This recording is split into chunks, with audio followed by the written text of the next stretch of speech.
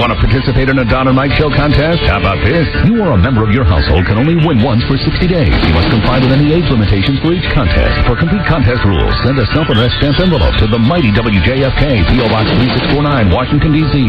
20007. Thank you, and God bless. Everybody loves Don and Mike. Hold on. E-I-E-I-O. Hold on, and...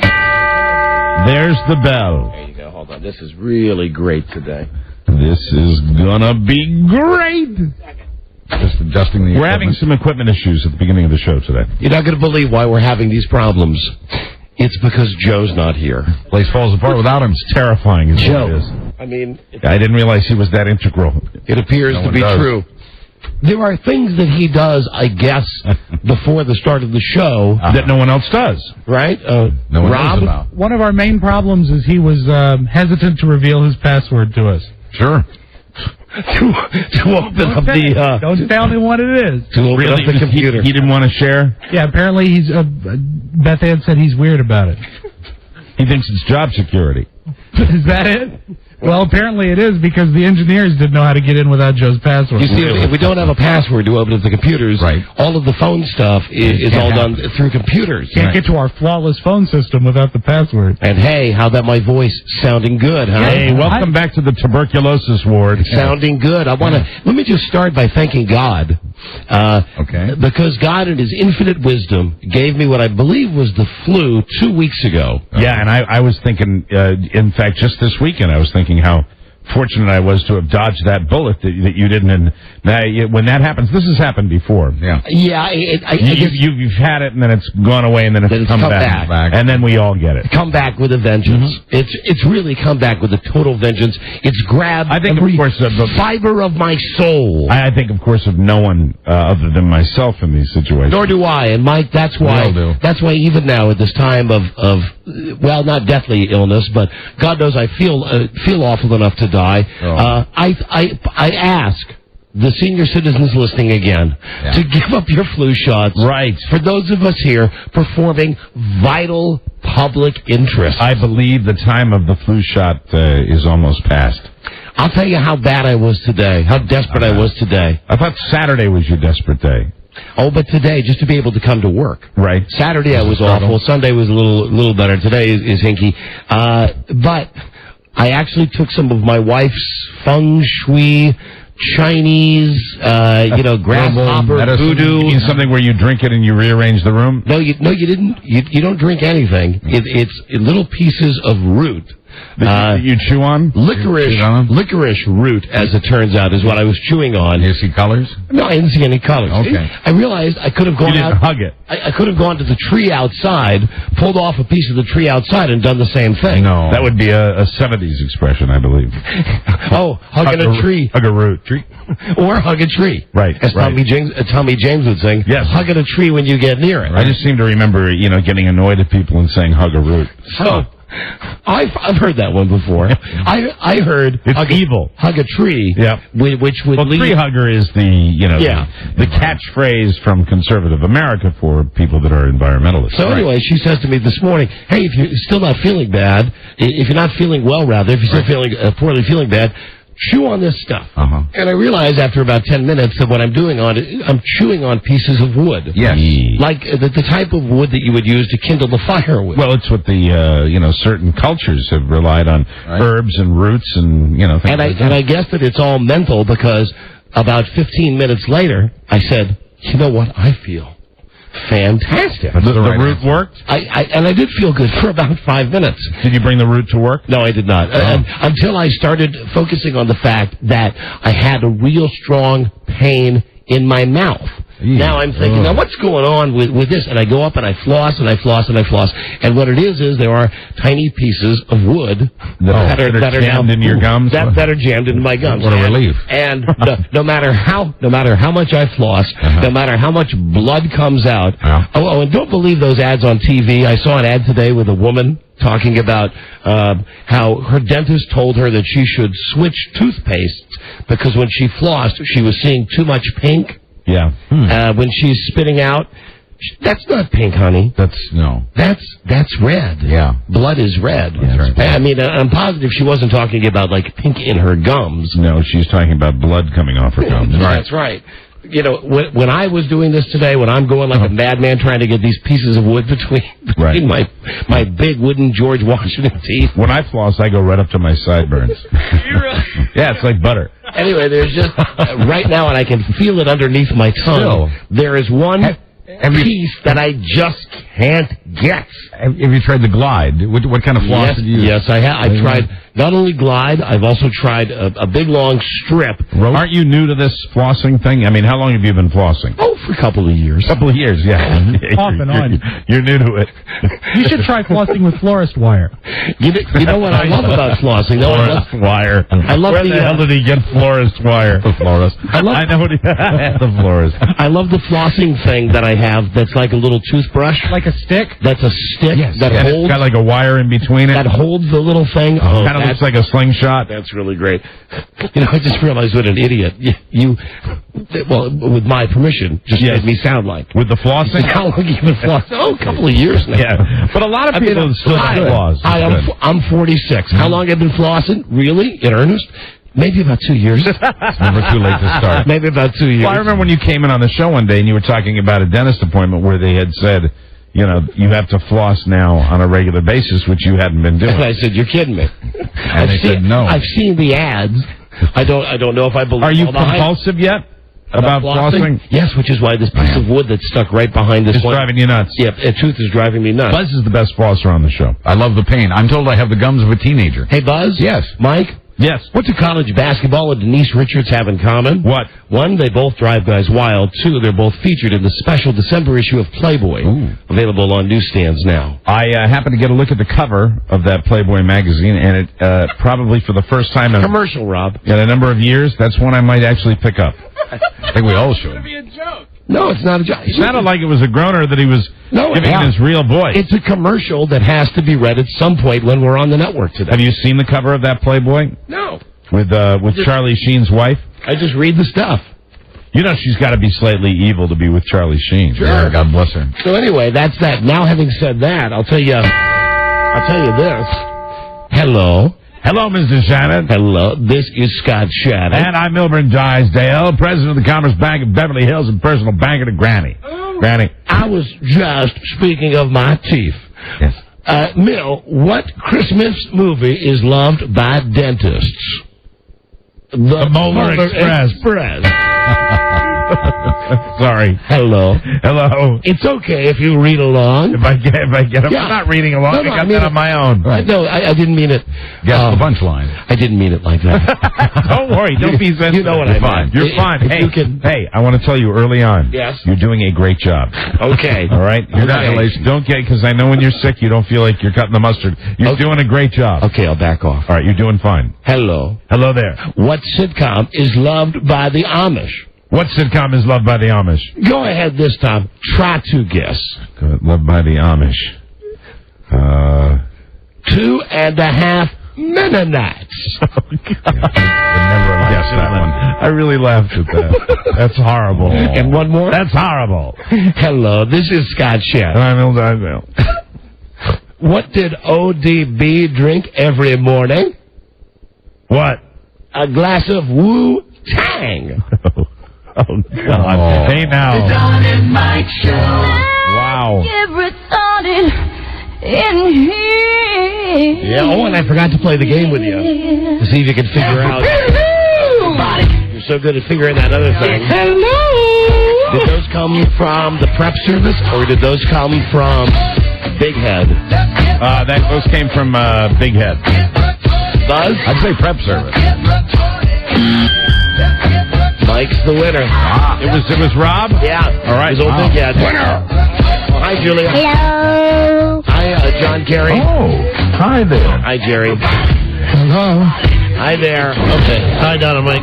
We appreciate it. Thank you. You can call Don and Mike anytime from anywhere in America. 877-365-3636. They're ready to believe you. It's a good day when the door opens. story. He was a neo-Nazi with one true enemy. Himself. A man of faith, a man of hate, and a soul torn apart. Viewer discretion advised. How have you been? 2.5 Mennonites. Wow. I like that one. Thank you. Good afternoon, Mr. and Mrs. Sport Fishing with Sonny Jurgensen and all the ships at sea. It's what Brian Denning... I saw that. Did you I see saw that on the Simpsons last I almost night. fell out of my chair. It's what Brian Denning would call a Category 6 radio show. Dr. Onimo and Mike O'Mara. Yeah. Thank you, Robbie. Hello, everybody. Hello. Hello. Hi there. This is the Don and Mike Show, a new episode on this Monday. 1504. Hi, Don and Mike. Buzz Burbank here. Howdy, Buzz. No, he's not retarded. And, oops, somebody's got to pick up that phone in the other room. It's our crazy, kooky mystery guest to start the show today. I was just checking to see if you were okay. I am. I'm full voice today. Very good. How you feeling, Buzz? I've never felt better. How you feeling, Mike? I feel like I'm on the verge of getting what you guys have. No, you're not. Even though I'm healthy as a horse. No, right you're now. not. I'm going to get it. I'll get it when we go away. No, Thanksgiving. You know what you're not going to I'll get? get it when we go away, which I always do. Weren't you just with your kids this weekend? Yes, I was. See, if you're with your kids enough that if you were going to get, sick, Yeah. you would have gotten it, because that's the big, Rob, I'm surprised you don't have it, because you have kids. Yeah, it's true, but they stay home in their cages. They carry the most virulent germs. Guys, we're going to switch gears here and start the Monday get-together. Very good. With the mystery guest. A mystery guest. Wow. Yes, now, the mystery guest game will be played by both Mike and Buzz. Very good. Okay. This is a good contest, a Let me get competition. pen and paper out. Competition on Monday to see if you can decide who the mystery guest is. We'll give you 10 questions. Will the mystery guest be disguising his or her voice? I do not know. Let's now welcome, to start this show, the mystery guest. Hello, mystery guest. Word up. And we will start with Mike. Well, it's obvious mystery guest is a man. Mystery guest, if you made your fame in television. Yeah. All right. There you go, and we go to Buzz. Do you have a show currently on primetime network television? No, man. Mystery guest, are you also involved in the world of sports? No, man. I'm really glad I came in today. Right. I just want to say, this is now making it worth it for me. Hang on through this, everybody. Buzz? Mystery Man, was your show a comedy? No. Oh. And we go to Mike for question number, what is this, Mike? 6? 3. 3? Well, you only get 5 4. each. You only get 5 each. 5 each. Oh, I don't remember. Mystery guest, was your show a crime drama? No. Mystery Guest, do you have a series currently running on a cable network? No, man. You know what I'm saying? No, man. I'm just keeping it real, Keeping it real. That's good. Do you have a guess, either of you? No. Mystery guest, are you from England? No, man. No. Mike, you're out. And Buzz? Ooh, I'm lost. Mystery Guest, did you have a game show? No, man. No. Damn. No. Fellas, Yes? let me just say, I am clueless. I have no you idea. have been stumped. Yes? Let's welcome to the Don and Mike Show mystery guest, RuPaul. Baby. RuPaul. RuPaul. You guys get stumped, but what do I get? Oh, listen to so. Now, how so that's great. why, Thank really, you, RuPaul. RuPaul was. Thank you. Is that all I get is a thank you? RuPaul like is a prize used- or something? RuPaul was using that lower register. I mean, my God. That's why I started laughing. I was wearing a really tight pair of panties is what caused it. Yes, indeed. Who wasn't fooled by that? RuPaul. It's RuPaul. Sure. That's why I started laughing so much when you were doing your... Our silly questions. RuPaul, how have you been? I've been great. And if you want to find out more, just go to RuPaul.com. I've got a little blog there where you can find out my day-to-day action. Oh, yeah. Now, RuPaul has a new single out, Looking and Feeling... Oh, RuPaul.com, RuPaul Red Hot. which is on Amazon.com and in Virgin and Tower and all those places. Is that the single RuPaul Red Hot or the album? The album is called RuPaul Red Hot. RuPaul Red Hot. And here's what we can discuss with RuPaul. What? Do you know that RuPaul is currently working at station 1027 in New York? Mix Really? 7, the old WNEW. That's right. So you're actually traveling the hallways where we once traveled. You are kidding. No. Many people were there. Yes. That explains the smell. Yeah. Correct. There were lots of nasty things that went on in that radio. Are you station. still in the WNEW studios, the original WNEW studios? Yes, we are. We sure are. Right across the street from Carnegie Hall. Hey, is the engineer, is Pete the engineer still there? No, he's been embalmed.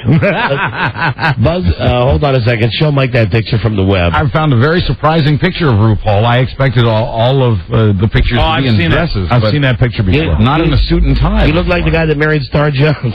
Yeah, actually, RuPaul looks like RuPaul could be a finalist on The Apprentice in that picture. Right? Right, well, you've never seen me and the guy who married Star Jones in the same room at the same time, have you? True. That's very true. What is your take on the Star Jones wedding? Are you invited, RuPaul? No, the Star Jones actually happened this past weekend. Oh, that's right. You didn't participate in that, huh? No, but I did participate in his bachelor party, if you know what I mean. Did you really? Really? I'm just twisting. Let me also mention that RuPaul will be Friday night at the Pulse nightclub in Albuquerque, New Mexico. Wow, it's a long way between Albuquerque and New York City, isn't it, RuPaul? Yeah, it's a long way between. But you know what? I go out every weekend and do shows, and then of course on the weekdays I go to bed at 8:30 at night, wake up at 3. So I can go do morning drive in New York City. What can one look forward to in the RuPaul stand-up musical extravaganza? What is your show? Is it pure stand-up? Do you sing? Do you dance? Is it a production? What do you do? Well, you know, this RuPaul Red Hot is my third or fourth album, something like that. I sing songs from the album. I do a little stand-up. Hey, would you talk? Would you talk? Finish this answer in your other voice. In my which voice? The Butch voice. And the one that you used when we first had you on the phone. No, man, I do my show, and you know what I'm saying. I just keep it real for the show, for the brothers. You know what I'm saying? It's a show. You know what I'm saying? Yeah. Oh, and now Buzz has found a childhood picture of RuPaul. A childhood picture of RuPaul. There you go. Is that all on his website? Yes. Buzz? Yeah. Look at that little turtle there. All right. Website in pink. All right. Well, listen, Mr. RuPaul. Thank you for being on the show. What's your website again? It's RuPaul.com. RuPaul.com. All right. We'll see you. Good luck Thank at you, guys. WNEW. All right. Bye-bye. Thanks. Bye-bye. Good luck. RuPaul. See, that was great. I never would have gotten RuPaul. It was funny because he agreed to talk like a guy. You're waving around a card and it's got a scantily clad woman on the back of it. That is simply from my Sports Illustrated desk calendar. Very nice. Wrote a note on the back side of that. Very, very cool. She's cute. She is cute. She's cute. Thank you, Andre Johnson. We had fun with that years ago. Yes, we Andre Johnson, RuPaul. All right, so there's RuPaul. RuPaul. It's a shame that Pete Johnson isn't dealing with RuPaul. Hi, RuPaul. Now, as for the problems that we were having with the equipment before the show, this is now just another layer on what will be, I'm sure, the greatest show that we've ever done. Today's show. I believe the show is off to a great start. The week is off to a great start. So, get up this morning. You've already heard the terrible tragedy of my illness. Yeah. Anyway, I'm trying to summon the intestinal fortitude, blah, blah, to come in here. Could be worse. You could have set yourself on fire outside the White House today. Phone rings. You know that really happened? Who did that? You didn't hear that? No, I didn't. Moments before we went on the air, someone down in front of the White House had set themselves afire. Really? Yes. Do you have that? They shouldn't take it so hard. Yes, as a matter of fact. A man described... It wasn't John Kerry, was it? A man of Middle Eastern descent, apparently. Yes. Shouting Allah. Shock? Mm-hmm. I'm glad they opened up all those streets back downtown again. You're probably going to see that closed off again. Because it's right where they just opened it up. That's nice. Although when I saw the report on TV about how here in D.C. down by the Capitol, they had blocked off a bunch of streets, and now they've reopened all of these streets. For now. Right. As it turns out, they were blocking the streets with plastic jersey walls. Jersey walls that appeared to be made by Play School. Filled with sand. Oh, were they filled with sand? I think so, yeah. Well, they interlock. They must have taken the sand out because when these guys they showed them on TV clearing the street, guy had like 3 of them on one arm and 3 on the other. Just like Play School Big stuff. Legos, yes. Listen, Joe Ardinger, he's not here today. Why is Joe Ardinger not here today? because he had an accident. Oh, like a car accident? No, a Joe accident. Joe. I got a call this morning, and it was early on Joe's scale, probably like 8:30. Is that about what time I called Joe? Wow. Yeah. So it was before 9, and I initially thought Joe was still awake. And our standard joke is, did I wake you? He said, I had a senior moment yesterday. Oh, no. I said, what happened? He said, I fell on my steps in front of my house and cut my lip. Ooh. And it bled all night. Ooh. Now I'm woozy and I'm in the emergency room and Tracy says I can't go to work. Oh, wow. And then I hear in the background, the blood pressure is 120. So she's, going 1,000 miles. So he was bleeding all night. He was bleeding so badly that He was bleeding that he to lost death. blood? Yeah, and He's so Joe. he seems to think that is because he had taken so much ibuprofen for, remember his back? bad back. Oh, yeah, that is bad. bad. Blood was Fine. thin. This is Joe. Hold on. Hello. Hello. Oh, here he is now. Joe. Hi, Joe. Now, before we hear the story, let me first say, thank God you're okay. Yeah, and Joe, it was hard getting the show on the air without you today. There's not much of a story. And thank you for giving us the password. Joe, are you on meds? Are you still in the hospital? No, I'm at home. Are you on meds? Nope. Really? So this is just a natural. Are you uncomfortable? Yeah. You have stitches? I'm tired. No, I didn't even get stitches. No stitches. That lip clotted naturally? Yeah, finally.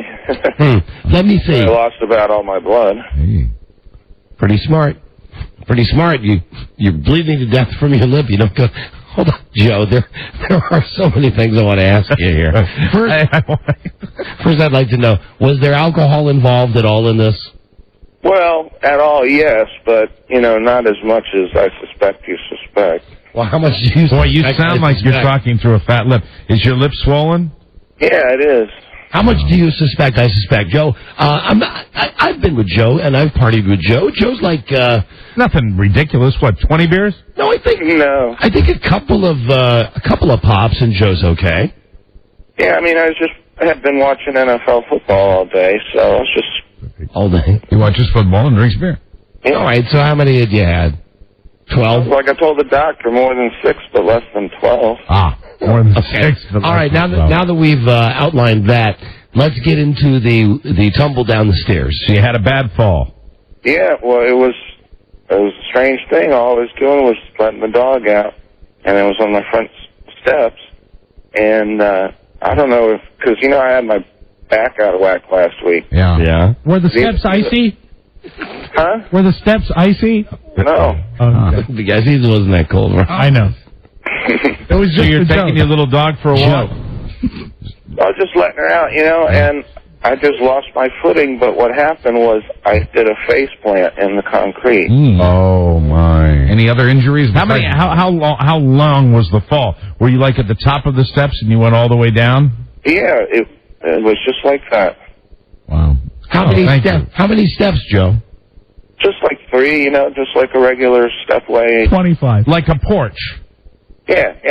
Okay, so just so I have all the numbers, between 6 and 12 beers and 3 steps. And he missed the step and he went all the way down face first. He missed the step. Now, do you think you missed the step because of the 6 to 12 beers? Was this a senior moment? Was this simply not It was a senior moment, quite honestly. It's not like I was staggering around. Well, I have a question. When you fell, you didn't put your hands or arms out to I prevent... did. I've got scratches on my hands, too. Wow. But somehow the face made contact?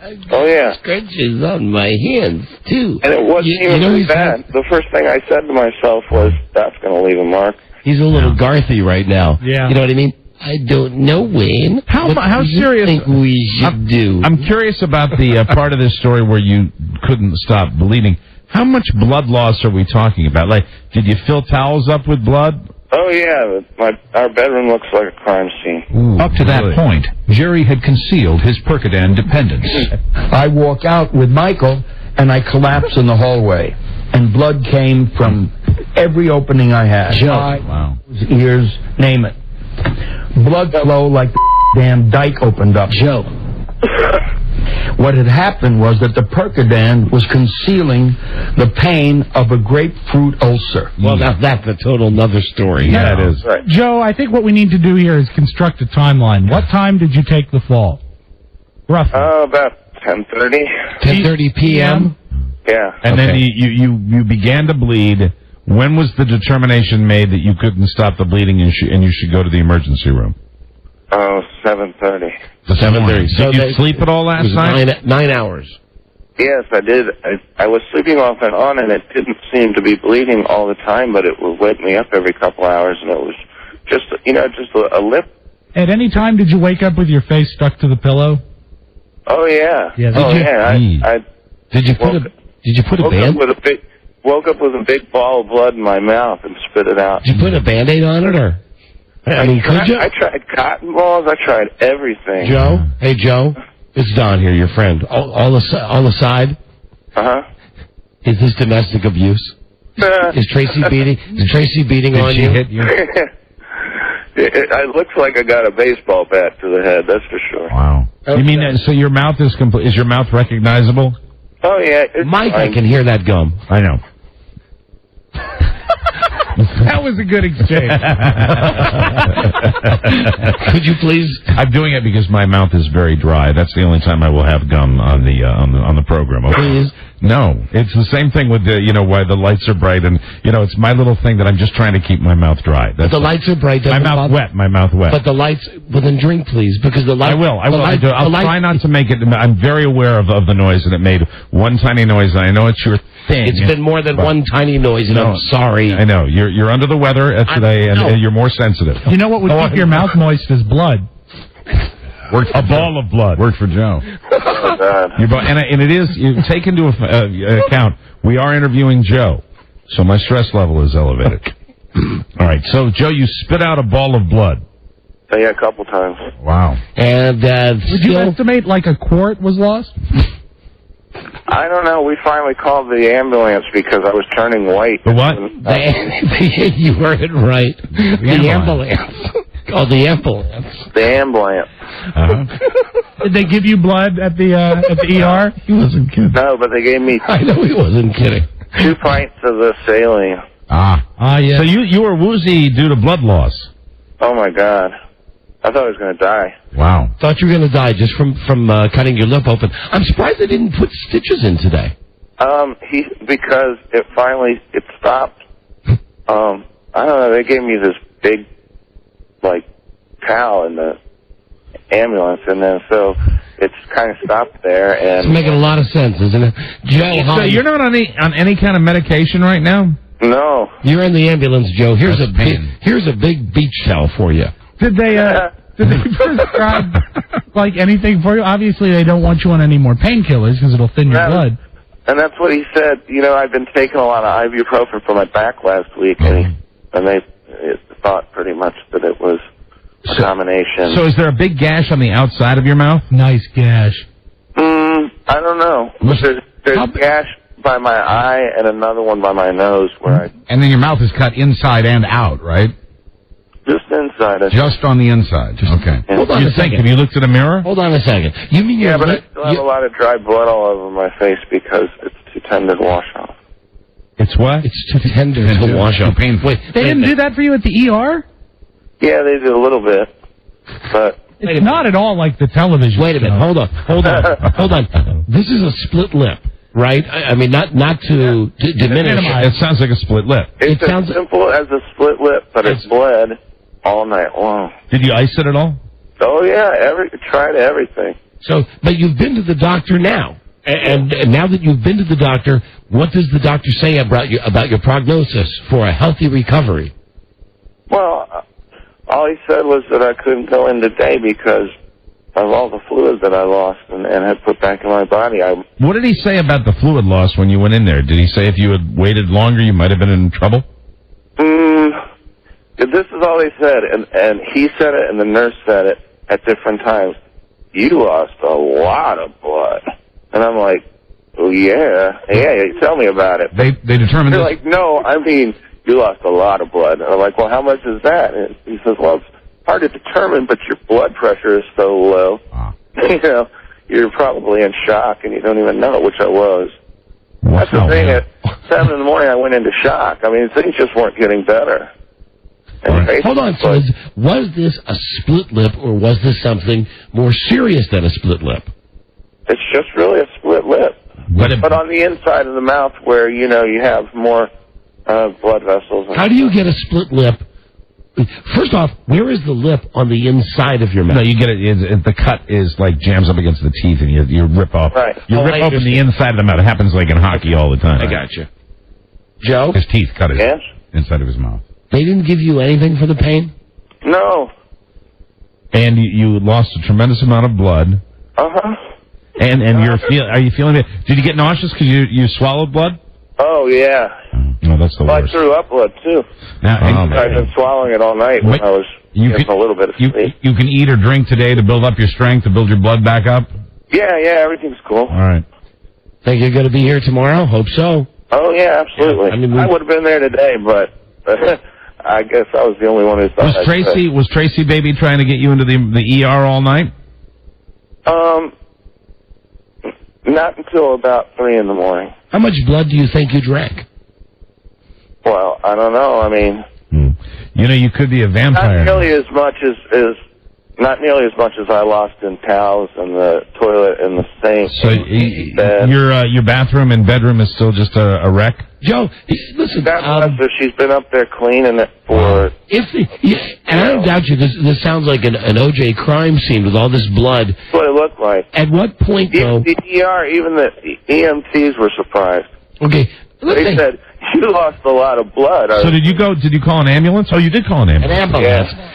Ambulance. At what point did you decide that? I mean, if when you went to the second towel, by the time you started to soak your second towel with blood, and you'd been drinking your own blood, how come? I'm guessing at maybe 2 or 3 o'clock, halfway through this. When Tracy wanted him to go to the ER. Yeah. Why didn't you go then? Because I'm a butt-headed male. Ah. You just thought you could tough it out? I figured it would have to stop bleeding. It's the smallest thing. I'll show it to you tomorrow. You'll be amazed. But you lost a lot of blood. And man. Went into shock. Hey, Joe. Hello? Joe, we have a call for you. Oh. From Sacramento. Oh, boy. Hey. Here is Matt. Hello, Joe. Hi, Matt. I'd just like to say you suck and you deserve this. Oh, that's a Sacramento call right there. Does it hurt to laugh, Joe? No, not really. Okay. It feels good to laugh. All right. Are you able to eat anything, Joe? Just like soup right now. Mm-hmm. What kind of soup? Like soup right now. Chicken and rice. Yeah. No, would you want to avoid something that's like hot that would open up the wound again? Soup. I mean, you gotta have something. No, it was Rob. Basically. You heartless mom. No, I'm trying to think. I mean, what would be more what would you have? Some sorbet? Ice cream. Always ice cream. Lots of ice cream. And it's good for you. Probably want to stay away from the acidic quality food items, like anything with Joe, we're sending over a basket of tangerines. Well, Joe, we hope you get better tomorrow. If a couple of ruby red grapefruits coming your way. If I could tell you that I think the perfect pick-me-up for any situation like this, spend some time this afternoon at donandmikewebsite.com. Yeah, very good. That's a good place to go. Cheer you up. And I'll go there right after I check joearninger.com. Okay, whore. Thank you. Thank you. Bye, Joe. Oh, you know what? We checked out your site all weekend. It's awesome. Yeah. It's awesome. You know what's great about Don and Mike website is you can check out a picture of Joe before he became hideously disfigured. So as we speak to you now, you have dried blood on your face? Just a little bit. Just really? Yeah, it makes you look tough. What about your clothing? Is your clothing soaked with blood? No, not currently. No. Is there any way you could bring the blood-soaked clothing in tomorrow? With a towel. Anything. Oh, my God. Can we give the towel away? That's a biohazard, man. Not once it's dry. All right, Joe. Listen, bring some souvenirs tomorrow, whatever you can bring. Do you know what the doctor said to me right after he checked me out? What did he say, Joe? Can't believe you're a phone screener at 40. Say you lost a lot of blood? How do you pronounce ambulance? He said, "Are you that, Mr. Ardinger?" He said, "Are you that, Mr. Ardinger?" And I said, "Yeah." It explains so much. There you go. That's probably why he didn't give me any meds. I got some penicillin. So what are your plans for the rest of the afternoon? Hold on, Elvis. You got some penicillin? Yeah. I got sick in the hospital. Don, you always want to prevent infection. You know. Oh, okay. 10 VK. What do you got planned for the rest of the afternoon, What's Joe? 10 VK? I'm sorry, Mike. I'm going to go back to bed. He's going to go back to bed. What's 10 VK? I don't know. It's some sort of penicillin. See if TB can put on a fresh pillowcase before you hit the sack. Tracy Baby. Mm-hmm. Yeah, and aren't you glad you have your fiancée, Tracy Baby, take care of you? Yeah, I'm really sorry. And maybe you catch a little Z time, and then when you wake up this evening, maybe a little more solid food, like maybe pudding. Maybe, Mike. Okay. Maybe. Okay, Joe. How are you anyway? How are you anyway? Are you going to have scabs on your face, do you think? Oh, yeah, definitely. Also tasty. Okay, Joe. Well, we miss you. Well, I missed the show. I'm really upset that I couldn't get in, but I'll be there tomorrow. You know, the more I hear I haven't missed a day at work since I started radio. Yeah. Wow. That's a sad streak. Yeah. That's a sad streak. Wow. Who's that guy that Ty Cobb took over for? Or not Ty Cobb, Lou Gehrig took over for? Who's the guy, the famous guy that had been playing? In the lineup. I know who you mean. And then Lou Gehrig got in that one day, and the guy never got his job back? I don't know. Come on, that's like a good baseball trivia. Boy, I don't know. Now you're driving me. I mean, Lou Gehrig was the man. Lou Gehrig was the... Yeah, but there was a guy, and they talk about this guy. He's stepped down one day. He's a famous guy. He wasn't there one day, and then he came in the next day, and Lou Gehrig had his job. Anyway. And that's how Travis Edelin became the Iron Man. Anyway, we'll figure out that guy's name. All right, Sorry, Joe. I don't know that. I'm Mr. Baseball. I should know that. Okay, bye, Joe. See ya. Get well. Bye-bye. I hope you feel better. I will. I'll be there tomorrow, whether I do or don't. Well, that's the way Don's playing today. Okay, I like bye-bye. Bye, Joe. See ya. But Mike, I didn't drink a pint of blood last night. I woke up. I just thought I'd throw that in. You playing hurt today. And don't wake up with a ball of blood in your mouth. And no offense, but you're not Mr. Baseball. Tom Selleck is. That's right. And he always will be. Right. I'll never forget that man in that great movie, Mr. Baseball, where he goes over to Japan to play baseball. That's one of you actually. That was a movie that was panned by the critics, but you love it. I do like it. You enjoy it. Hello, Don and Mike show. Hi, Mike. Yeah. Hey, do you know what the name of that movie is? Movie? The Man. The Man. I'm sorry. Wally Pip. Wally Pip. Wally Pip? Wally Pip. Sounds right. Good job. Speaking of Japan and baseball, I just should throw this in that on that little Americans tour over there, David Ortiz hit a 514-foot home run in a Japanese stadium. Yeah, but those are Japanese feet. Yeah, right. They're smaller. They're much smaller. Actually, it was about 320. All right. Thank you for the tip, my friend. Thank you. Thank you for the call. Still have blood on my face. Blood loss. That's Joe. Will get a good chance to look at him face to face eyeball him on tomorrow's episode. Face to face. I'm glad we called today. It feels like we were there now. Well, he's always been the great storyteller. It sure does, Buzz. You know, it sounded like the symptoms of what happened to him, the blood loss. I mean, he sounded sluggish, lethargic, and not really with it. Well, I guess he's fine. Joe. Same old Joe. Same old Joe. Are you that Mr. Ardinger? Yeah. I've been a physician for years, and we've never had anybody this famous in our ER. You're that Joe Ardinger? Yep. Yeah. I am. I spit a ball of blood out. Tubitabas bubble. Tracy, baby. Bleeding to death. Tracy, baby. Tracy said I was all white. I'm bleeding to death. Blood came from every opening my head. Honey, I'm going to take the dog out. Whoa. Call an ambulance. Face first. Hey, it's 7 o'clock. I'm feeling woozy. You better get the ambulance. I don't think I'm going to go into shock for at least 9 hours. Bring me a towel. 2 towels full of blood. These are all crimson, Tracy, baby. Joe. I'm bleeding to death, Tracy, baby. Tracy, when you're done with those towels, I could use a little more chicken and rice. Thank you, TB. Wow. My fingers are all pruned up from blood loss. I need another towel. I'm seeing the light, Tracy, baby. You know what the light. You know what the light is? It says Miller Lite. I'm going into the Miller Lite, Tracy, baby. He had no trouble seeing that light yesterday. I told the doctor, more than 6, but less than 12. It was an NFL Sunday. Oh, my God. Okay, that's Joe. That's wonderful. I mean, it's not wonderful that he hurt himself. It was just, it was a wonderful Joe moment. Godspeed. Yes. Joseph Ardinger. We wish him the best. We got a break. We'll be right back, everybody. This is the Don and Mike Show. Joe Ardinger. I'd like to try to do my latest record. I tried it last night and didn't make it. Joe. I don't know the words to it, so I had to read it. If we goof it up, just, please forgive us. Joe. Oh, you just please forgive us. The Don and Mike Show. Joe. Two dazzling urbanites, Don and Mike. Right. Now, you know that over the weekend, Star Jones got married. No. Yes. I guess the world's talking about that.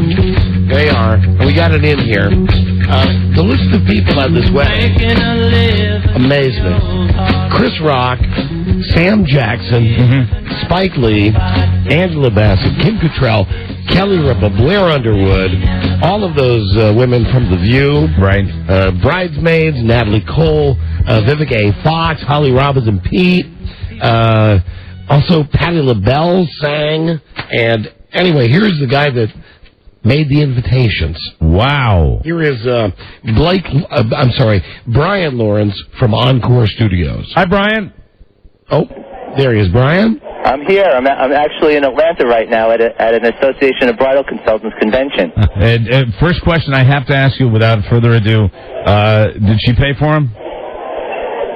Actually, what ended up happening is we were contacted by a dealer. We don't sell direct to the public. And a dealer told us, well, Star Jones is our customer, and would you like to design some special invitations for her consideration? How about and we did that along with a couple of other suppliers, and she chose our invitation. Oh. And then at that point, congratulations, we were offered the promotional opportunity.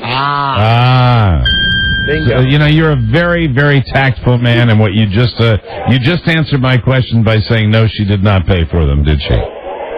But with all due respect to Star Jones, after she got some negative publicity, she was very, very forthright with us, even though we didn't deal directly with her. It was through the dealer, saying that some of the things that she had promised she'd be able to do, she was no longer able to do, and ended up paying for other things that we printed for her, like her menu and program. Oh, so she paid cash. Kind of made it up to you. God forbid she actually had to pay. So it sounds to me like, because obviously we all know about the negative publicity that was surrounding her after we found out that she was trading out everything. So you're saying that when she got a little heat, she ended up having to pay for a few more things based on it because she was cutting back on the. I guess she was using The View, her television show, to promote the wedding, really, and they told her to back off, right? I imagine that based on the way the public was perceiving it, that's what the producers of the show decided to do. And from what I understand, she continued to talk about. Oh, she did. Throughout the different episodes of The View, but I saw her ended up just not talking about the products. I saw her say that Continental Airlines was the official airline of her wedding, and the reason she said that was because they flew like 50 people in. For free. Right. Yeah, and then once the people at The View said, honey, you can't do that, right, she did what any rich celebrity would do. She did not go and charter a plane, right, bring them. She rented a bus.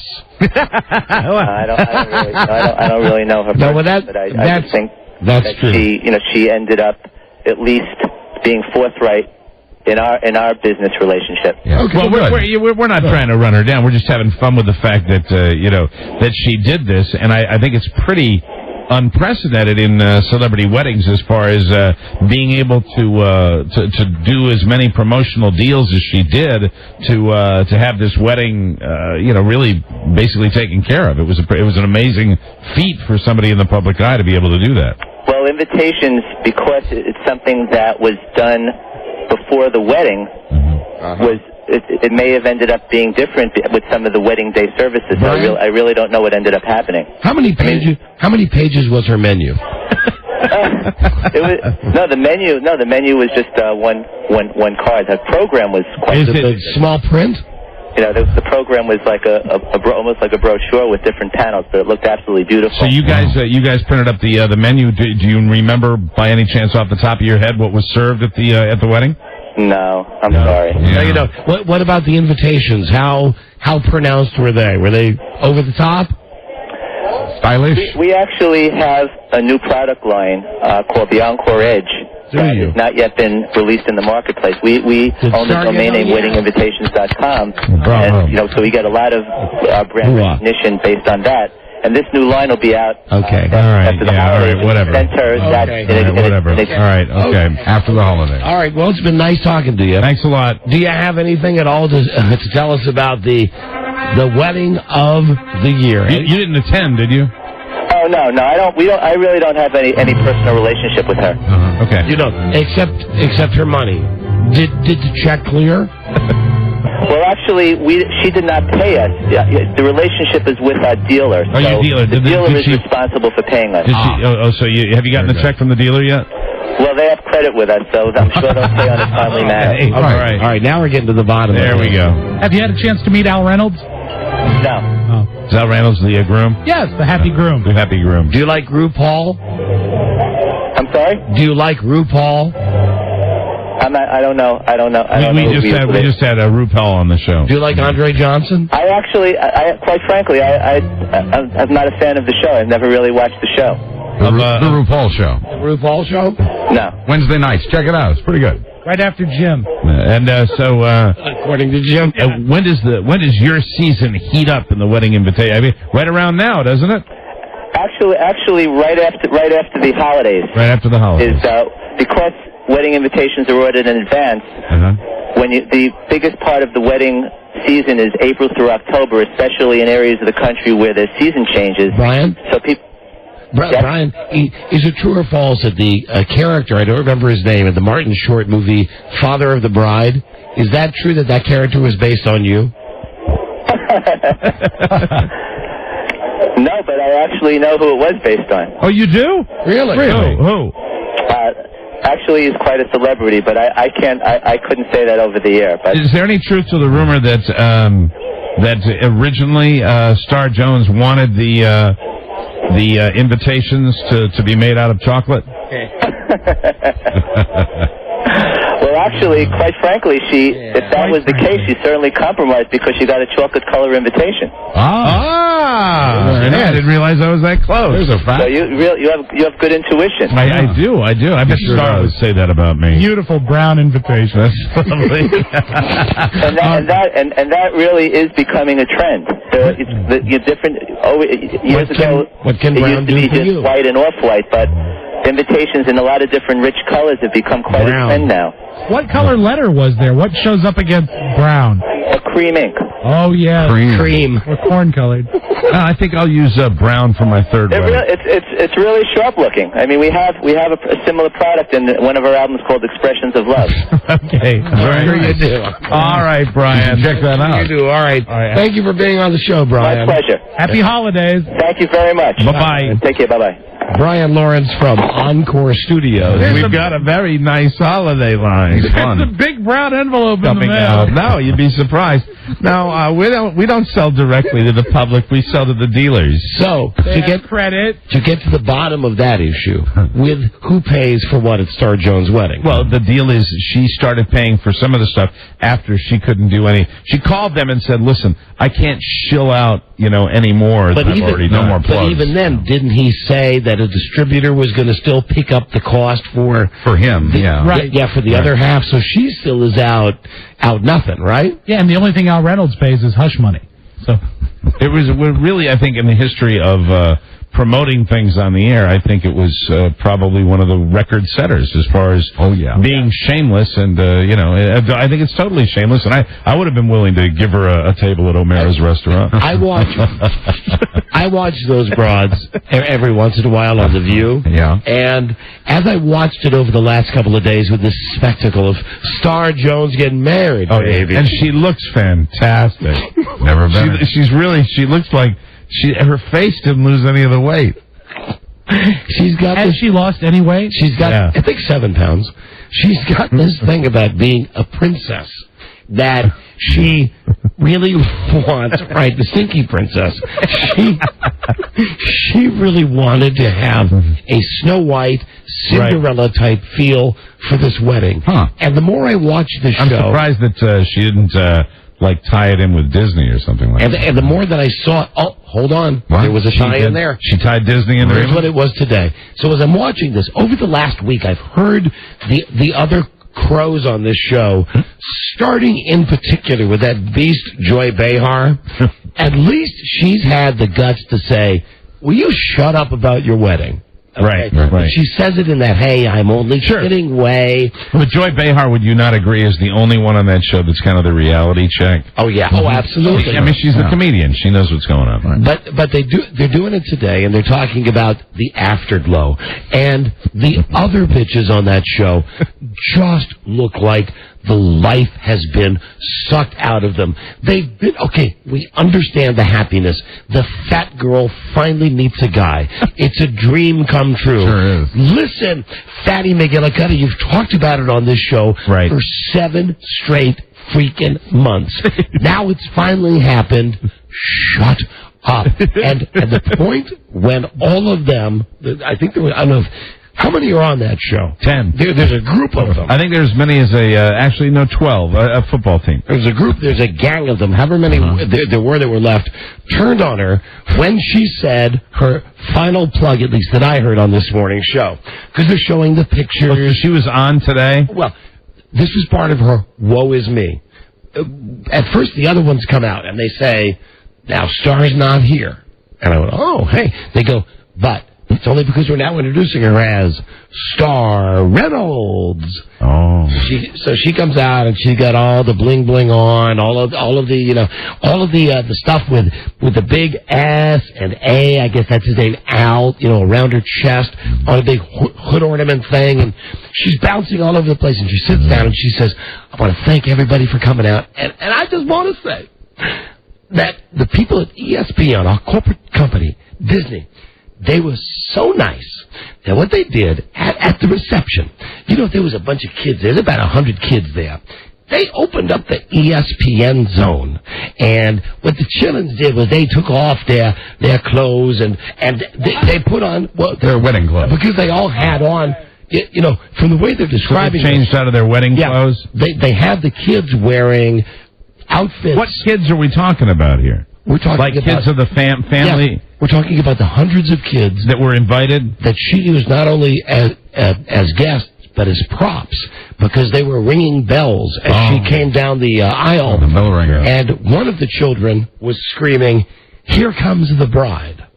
Here comes the bride!" So you've got so she's showing the ESPN zone, right? And she mentions. And I want to thank them because the kids went over there. They changed out of their dress clothes into the jeans, and they played video and had a great time till about 3 o'clock in the morning. And the other cows on that show just did not say a word. It was like, okay, that's the last plug. No. We're not going to say another word until he leaves you to go back with his gay lover, and then we'll take you back on the show, and we'll nestle you back in our bosom. But, just my take, Star Jones, too much. Yeah, a little overkill. Star Reynolds. I'm sorry. Star Reynolds. I'll never get used to that. Star Reynolds. She'll always be Star Jones. I know. It's a tragedy, isn't it, Buzz? It sure is. According to E! Entertainment Channel, she's going to be Star Jones Reynolds. Oh, of course she is. And you can. How could she be anything else? She'll accept all stationery on brown paper. Cream lettering. Or corn. What can Brown do for you? Oh man, what a suck fest. So that's what's up with her. Oh, listen, Mike, I know you had something. You know what? I got only one thing from the weekend. You don't want to hear that I'm sick. I can hear that you're sick. I will tell you that the movie Envy, you should not rent this movie. Really? This is another bad Ben Stiller, Jack Black movie. We rented this. It's awful. The only thing from the weekend, and I will keep this very brief because I know Mike has a weekend story as well, is that I'm really. Have I mentioned this? Sick. Yeah. So it's Saturday, and I'm even sicker on Saturday. Wow. And my wife calls me up in the middle of the day, and she says, I'm in Georgetown. I just bought some furniture. I said, okay.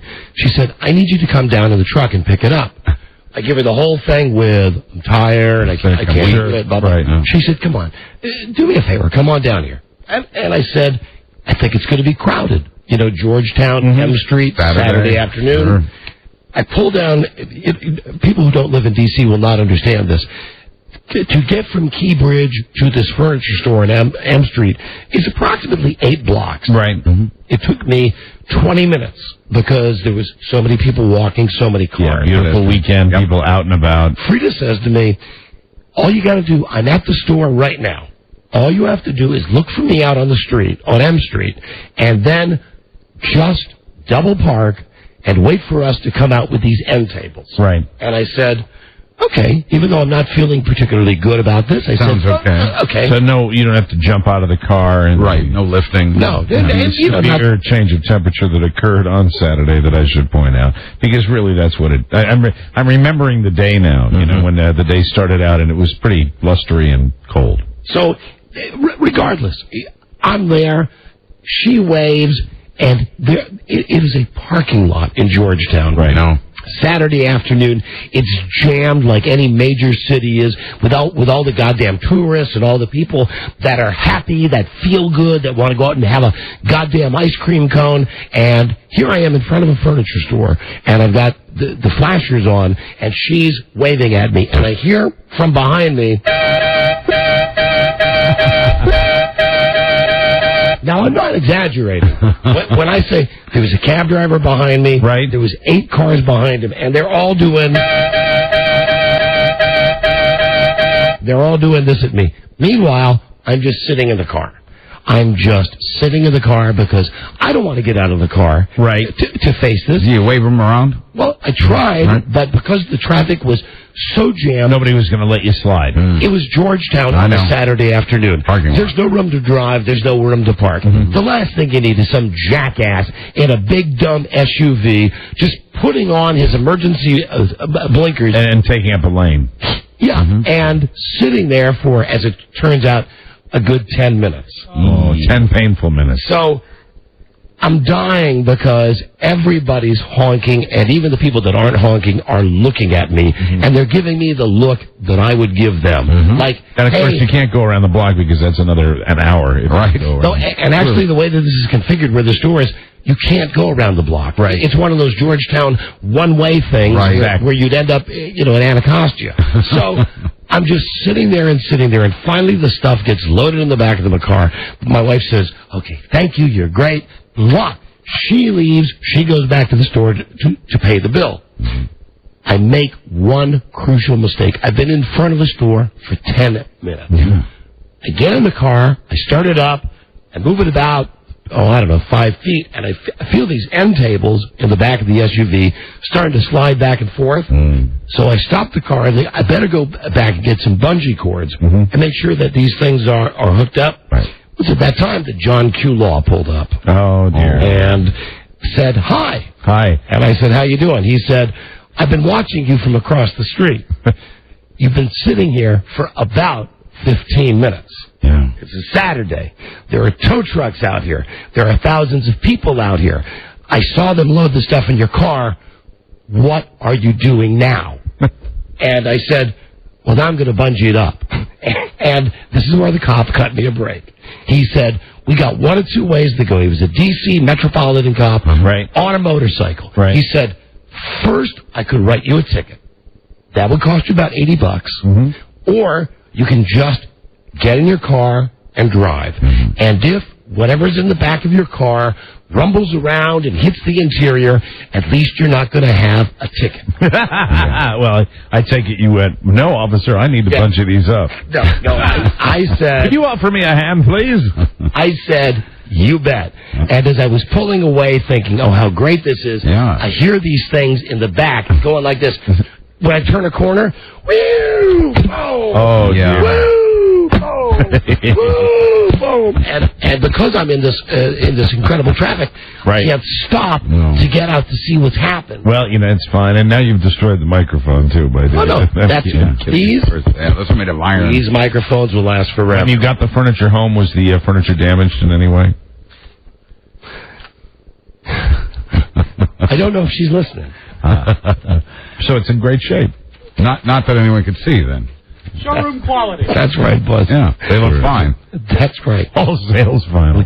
When I got home, they look fine. When I got home, I figured out these are end tables. Hey, this will look okay with just a little nail polish. Meaning that one goes on each side of the couch. And the end that's facing the Let me say that the sides that are facing the wall are hideously scraped. Look like Joe's lip. And scarred.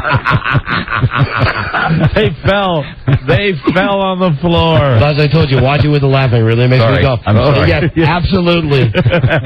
Very scarred. I hope my cunny honey is not listening. Well, you went down there in your dire straits, and but it wouldn't have mattered if I was sick or not. I hated doing that. I hate being the jerk in the middle of the street, with the flashers on. I know. But that was everybody looking, hating. That was the weekend. I was so sick I didn't even go to the game yesterday. Wow. Didn't even go to the game yesterday. Go to my NFL game. This is another great one. Yeah, I know. Don't I know it? Hey, Redskins. Finally, they got Patrick Ramsey in there.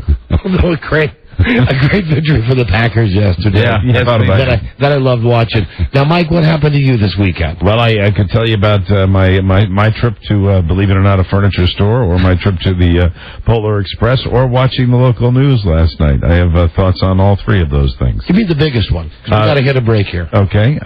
Well, do we have time? Yeah. All right. I'm down at a furniture store and buying I've moved into a new house and I have some new things I need to get. And thank you, Rob. As a matter of fact, I am at a furniture store where, and Rob pointed this out to me, where I bumped into a relative of Rob Spiewak's who came up and said, "Who is it, Rob? Your uncle?" My Uncle Philip. Uncle Phil. The what? The shifty salesman. The shifty salesman. Uncle Philip was there. In fact, it was right after I got done buying a couple of things, and I'm sitting there waiting to go, and I got the kids, and I saw Uncle Philip. He walks away, and I'm getting ready. The lady had just made me sign my life away for this furniture, and I hear what I thought initially was a cannon shot or a shotgun blast. It was just like this boom, this ricocheting boom, and I turn around and I look him back at me. And we're in the middle of the city. There's no country around. This is the middle of the city. And I look, and facing me with actually probably looking like Joe Ardinger looks right now, is Bambi. And in the middle of this, a deer, a doe deer has smashed, and it was kind of sad, really. Yeah. But I decided, there are like 200 people in this furniture store. This furniture store is packed, and I go. The deer ran in. I turn around and go, "Oh my God, it's a deer!" And people on the street, it was one of those outdoor strip malls. You know where that furniture store is, right? Right, Rob? Yeah. It's one of these outdoor little sort of strip malls, but it's in the middle. I mean, there's no... Densely populated. It's densely populated. There are no fields. I don't know how the hell this deer survived. How fast was the deer going when it hit the wall? I had my back to the deer, but I was no more... I mean, this deer, the only thing I can conclude, I was the only one in this section of the store with my back to the window.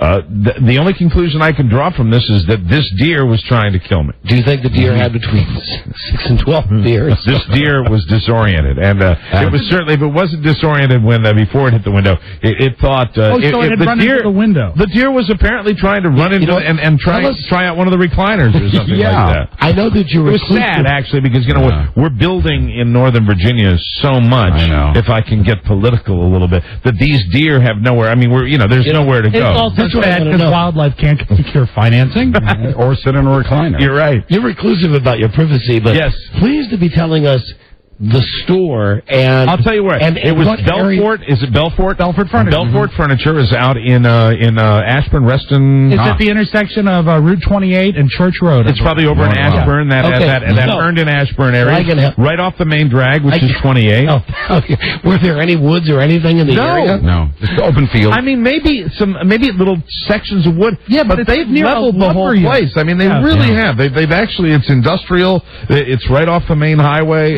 3 weeks ago, there were 4 deer in my backyard. Really? And I live in, suburbia, USA. Well, they're coming out of the woodwork, and the funny thing when I looked out, because the deer ran into the window and then turned around and ran into another window. So that's when it was kind of sad. You weren't laughing? But then the deer took off. The deer got away, and it was kind of bloody in the nose, but it looked... The thing that cracked me up, there were people on the sidewalk that were coming out of stores, and they were running to their cars like they were running for their lives. Like, oh my God, it's going to kill me! And I've seen those videotapes. Yeah, the buck deer can give you a pretty good beating if it gets up on its haunches. But I could not believe what happened. I was staring at this deer. Did he break the glass? No, and it must have been safety glass because it went. I mean, it was kaboom, and then you could hear this boom when it went into the other one, and then there was like a little blood trail going out to my car. Yeah. So once again, evidence that I think it was looking for me. It was actually trying to find me. Deer was spitting up mouthfuls of blood this morning. True, it was really amazing. Yeah. And then the only other thing I was going to mention was I went to see Polar Express with my kids, and so glad that Tom Hanks has 500 roles in the one movie, which really I would have enjoyed the Sweet Little Christmas Story, but it ruined it for me. Okay, he's not that good that he can change his voice so dramatically. It's Tom Hanks, and you know it's Tom Hanks playing the hobo, and you know it's Tom Hanks playing the conductor, and the only thing Santa Claus they synthesized his voice, so it was low enough where you really couldn't tell. But too much Tom Hanks. May I ask a question? Give the work to other actors. Were you troubled that the elves were Jewish? The elves actually. Anybody goes to see this? The elves are a little scary. Really? Yeah, the elves are a little when the animators do that little thing where they're a little crazy. Mm-hmm. Take a good look at the elves, and you'll see. In my opinion, this is just my opinion. I hate to ruin the spirit of Christmas. No, go ahead. You got demon elves in that movie, The Polar Express. Carrie, pack up the kids. We're going to the movies. We'll do a phone scan here at 877-365-3636 from Canada. 800-636-1067. Your phone calls. These are unscreened calls, and keeping in mind, please, we're working without Joe today. Oh my God, how will we survive? So the show is operating at 99.998% productivity right now. Man, looking forward to the other half of those IQs getting in today. We'll be right back. This is the Don and Mike Show. Like my body?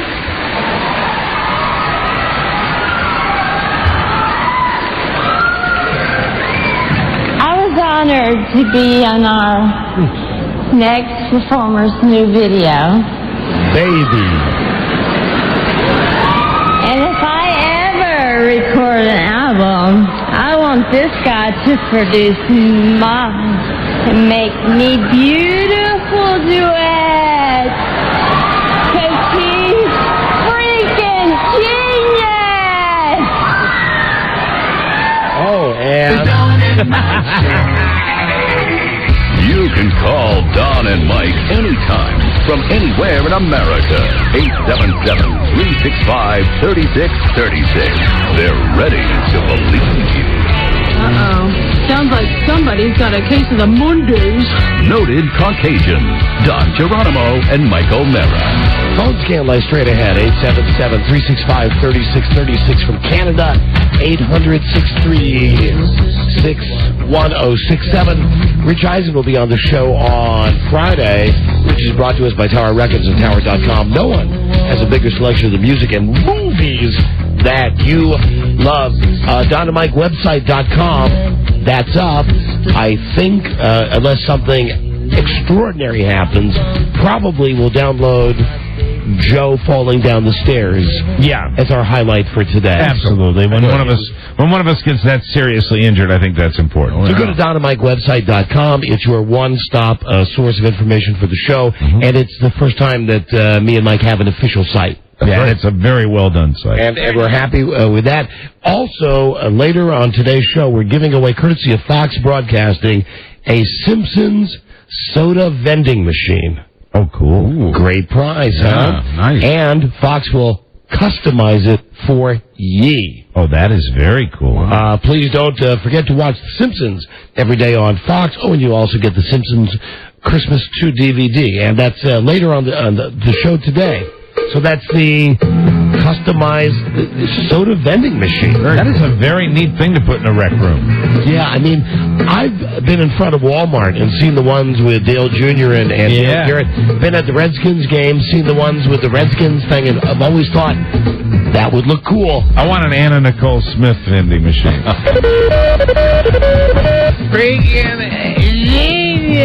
And every time you order a drink, when the thing falls to the bottom, these two little arms come up, and you can see all of this flabby, hanging chads of skin. Yeah, well, the thing that's great about her weight loss is that I don't think she did it with narcotics. Did you At all. Did you notice last night, and we'll talk about this with Nancy Yodel, that when she first came out, I don't know if it was in the entire clip that we had, Anna Nicole Smith said, "Don't I look great? Don't I look great?" And you like my body. And I think that she had a necklace on. It says trim spot. That said trim spot. Yeah, and she, they actually, the thing that was the dead giveaway, if you couldn't tell by the slurring, was that they kicked it to the artist before she could get the intro out. Oh, Kwame Red. There was no guarantee when she went into her little applaud with her head down that she was actually going to do the intro. Oh, but she took her nap.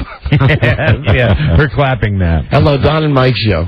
Mike, your finger hurts me. It's a finger guy. You know, he's not getting off of me. No. Hello, Don and Mike. I'm a bad guy. Don and Mike show. Hello.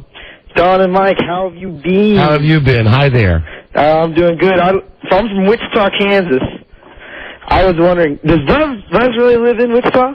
Yes, I do. It's a hell of a commute. He lives there year-round. Yeah. Really? What area of Wichita? Why don't you give your address, Buzz? where you live in Wichita? Southwest side, near Pawnee and Seneca. Buzz was telling me. No kidding. Yeah. Buzz was... Walk Apartments right there. Okay, all right. Shut up for a second. Buzz, stop by sometime. Buzz was telling me that when his radio days are over, he plans to move back to Wichita. Well, Isn't that the right, fishing's great. Hey, you guys put on a great show, man. I listen every day. Thank you, my friend. Thank you. First time caller. You guys have a nice day. We'll see you later. Have fun. Bye-bye. See you, IGA. I had a funny email from Tim, the webmaster for Don and Mike, website.com, saying, oops, on the website where we have the affiliate list. Apparently some folks from Wichita had written in. There's like a comments thing. He had put a T in Wichita before there should have been a T. Yeah, he made it so that there were two T's in Wichita. There is no kind of evil Wichita? Right. Yeah, it was WITCHI. The only witch in Wichita is Gladys. Get you, Gladys. Hello, Don and Mike. Personally responsible for the election results. Hello, phone scan, Don and Mike. Hello. Hey, did you see Kobe Bryant get booed? He got vigorously booed. Hold on. Here he is from the Los Angeles Lakers, number 8, Kobe Bryant. Nice ovation here. Wait till he gets up here.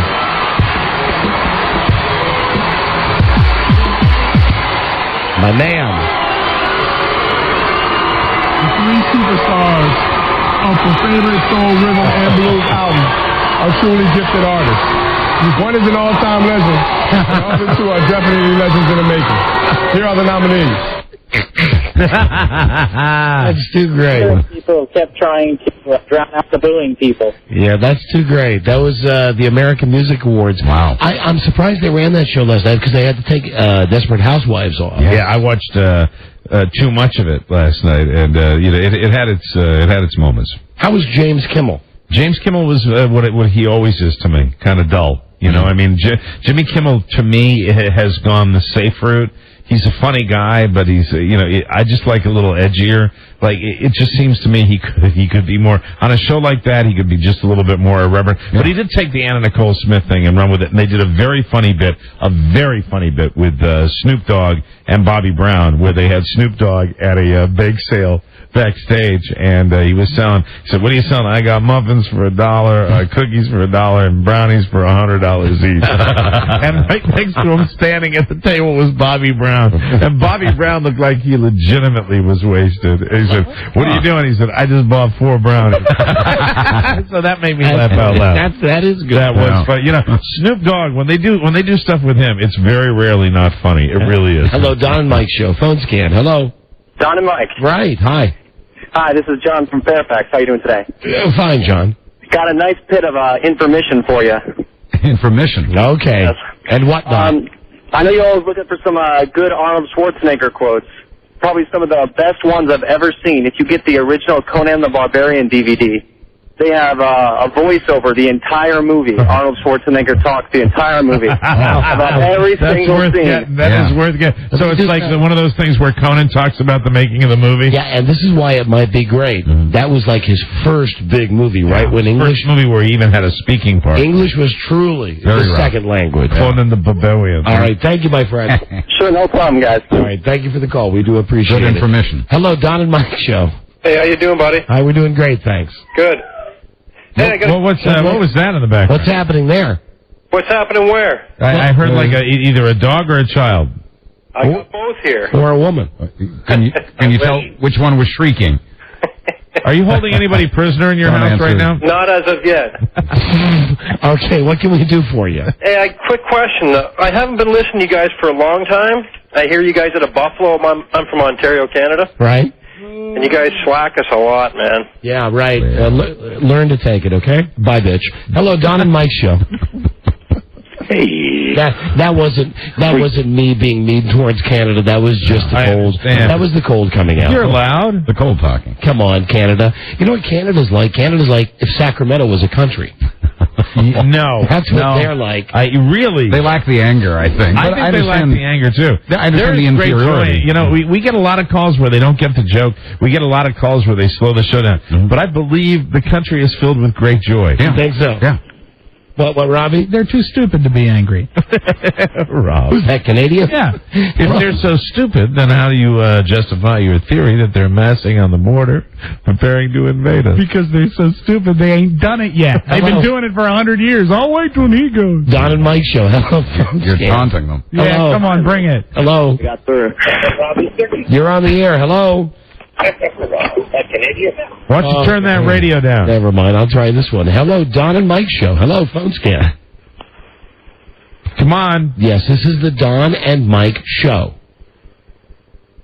You're a guy calling the Don and Mike radio show. Also, Canada is the enemy. Remember, Sacramento, no matter how bad they are, they're part of the country. Yeah. Hello? Don and Mike. Hello. Yes, you're on the air. Hello. Happy Monday to you. Yeah. What? No, actually, I just wanted to call and tell you guys that I really like your website. Oh, nice. Oh, thanks. Don, you have a beautiful wife. And Mike, you got a fabulous set of eyes. A fabulous what? Set of eyes. A fabulous set of eyes. Well, thank you. Your eyes are unbelievably blue. No, they are beautiful. On the website. Buzz. Like limpid pools. Buzz, let the lady talk. Hello, Don. What does your glass say in your picture on the website? Like, it says sardonic buzz. You know, Buzz came with props for his picture session. His evil look. Just what he normally carries. Hello, Don and Mike show. Hello? Hello? Yeah, come on, you're on the air. Hi there. Isn't that what you call a fat chick, though, now that I'm thinking of it, you know? Oh, great picture, everybody. And Mike, beautiful eyes. Yes, lovely personality. Hello? Hello? Hypnotic blue, really. Hello? I'm sorry, I lost my train of thought. I'll eject now. Okay, thank you. Hi there, Don and Mike show. You're on the air. Hi, Don and Mike. Hi there. What you were talking about earlier about... What are you doing? Are you, like, taking a hit of oxygen before you talk? It was just like, you hear this, hi, Don and Mike. I want to know, or are you just a big man? No.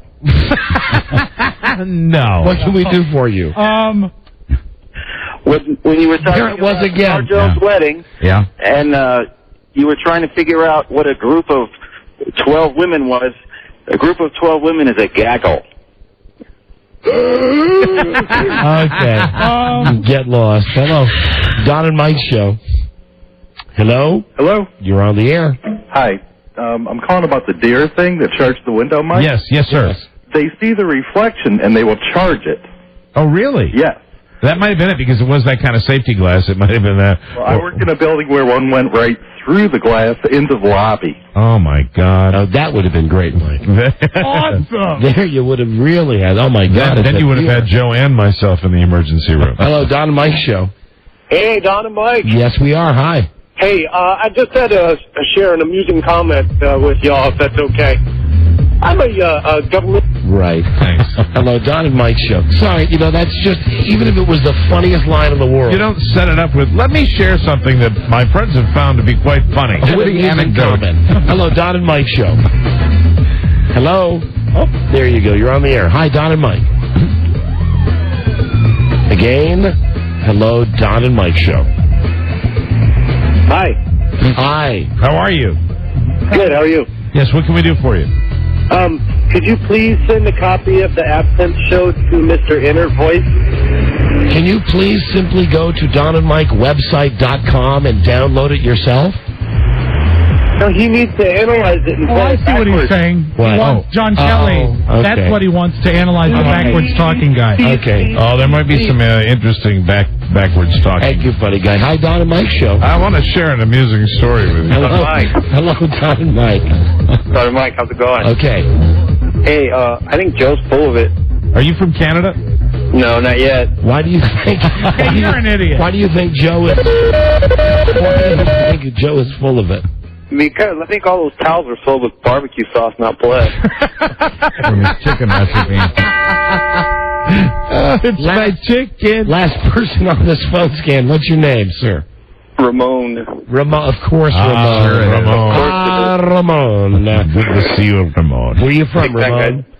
I'm from Sacramento. All right, Ramon. Ramon from Sacramento. He loves being from there. You've got the WWE SmackDown Tough Enough Challenge Pack. Compete with a digital video player, the DVD complete. Let me start this again. No, it's fine. You've won the WWE SmackDown Tough Enough Challenge Pack, complete with a digital video player, the DVD collection of the Rise and Fall of ECW. All right, hold on a second. With the copy that we have that was not written by you, Don, and I'm siding with you here. Yeah. A digital video player? Why don't they say a DVD player? I just read. Who decided to put digital video player like when it was invented? I'm going to have to rat out the copywriter. Can I take a quick peek at the copy? Sure. Hi, Beth Ann. Hey. B.A.? Yeah. All right, who's the authoress? It's me. A WDC fan, WD SmackDown. Complete with a digital video player. And isn't DVD right after that, though? Yeah. But what is a digital video? It says DVD and I don't know. I don't know why I did it because that's what I was given, and I take that and I try to make it a little better. Sometimes I'm not thinking. Apologies. Okay. I mean, digital video player is not making it better; it's making it worse. What is a digital video player? The DVD player, I guess. It's I don't know. I have player. no clue what it is. Well, then, listen. A digital video player. Is the guy still on the phone? It's a personal digital video player. Okay. Well, listen. No offense, dude. Yeah. I didn't realize that was a DVD player. I can't give you that prize. That prize is too good. That's what it is. It's a DVD player. Yeah, I thought it was. But we got a lot of them. Are they little mini DVD players? I think so, because it says a personal. With the screen? Okay. Is it because I'm from Sacramento? Do we have it? Hold on a second. Everybody, and you in Sacramento, put a sock in it for a second. We're trying to help you out here. Do we have it in the prize closet? No. Let me tell you what it is. It's a Mattel Juice Box personal digital video player. Mattel Juice Box? Right. So I totally opted to remove a Mattel Juice Box and put a personal digital because it sounded better, not as. What's a Mattel? Isn't Mattel a toy? Yeah. It's swell. What do you mean, a Mattel Juice Box? I'm totally confused. What the hell's a juice box? Have we seen one? I'll venture a guess. I'll say it's one of those personal DVD players like we've all used on the train. Right, okay, yeah. But Mattel has dumbed it down and made it plastic. Yeah. And they're calling it a juice box. Am I right? It's got a little screen. It plays DVDs. La la. How many of these do we have to give away, B.A.?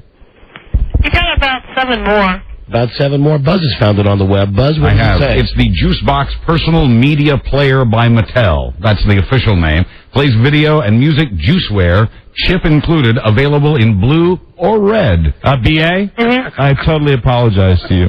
Not really. No, the greatest, seriously. Young and Rubicam, New York City, Madison Avenue copywriters couldn't have done anything with that crap. No. Thank you. And it's not a DVD player. It's like an MP3 player that happens to play little videos for kids. Why do they call it a juice box? Because it's the size of a kid's juice box. That's how big. I left that part out. But is the So does it play mini DVDs? It probably just records it on a chip. It doesn't probably use a disc. Is it marketed towards kids? Is that why they're calling it the Mattel Juice Box? It doesn't appear to be marketed toward kids, but it is kid-size and kid-colored. Yeah, and I'm sure like Mattel paid for it, so that's why they wanted it to be called, the juice box. That's what they want. So it's not a real DVD player. No. Does it have a value on it, Buzz, on that site? Priceless.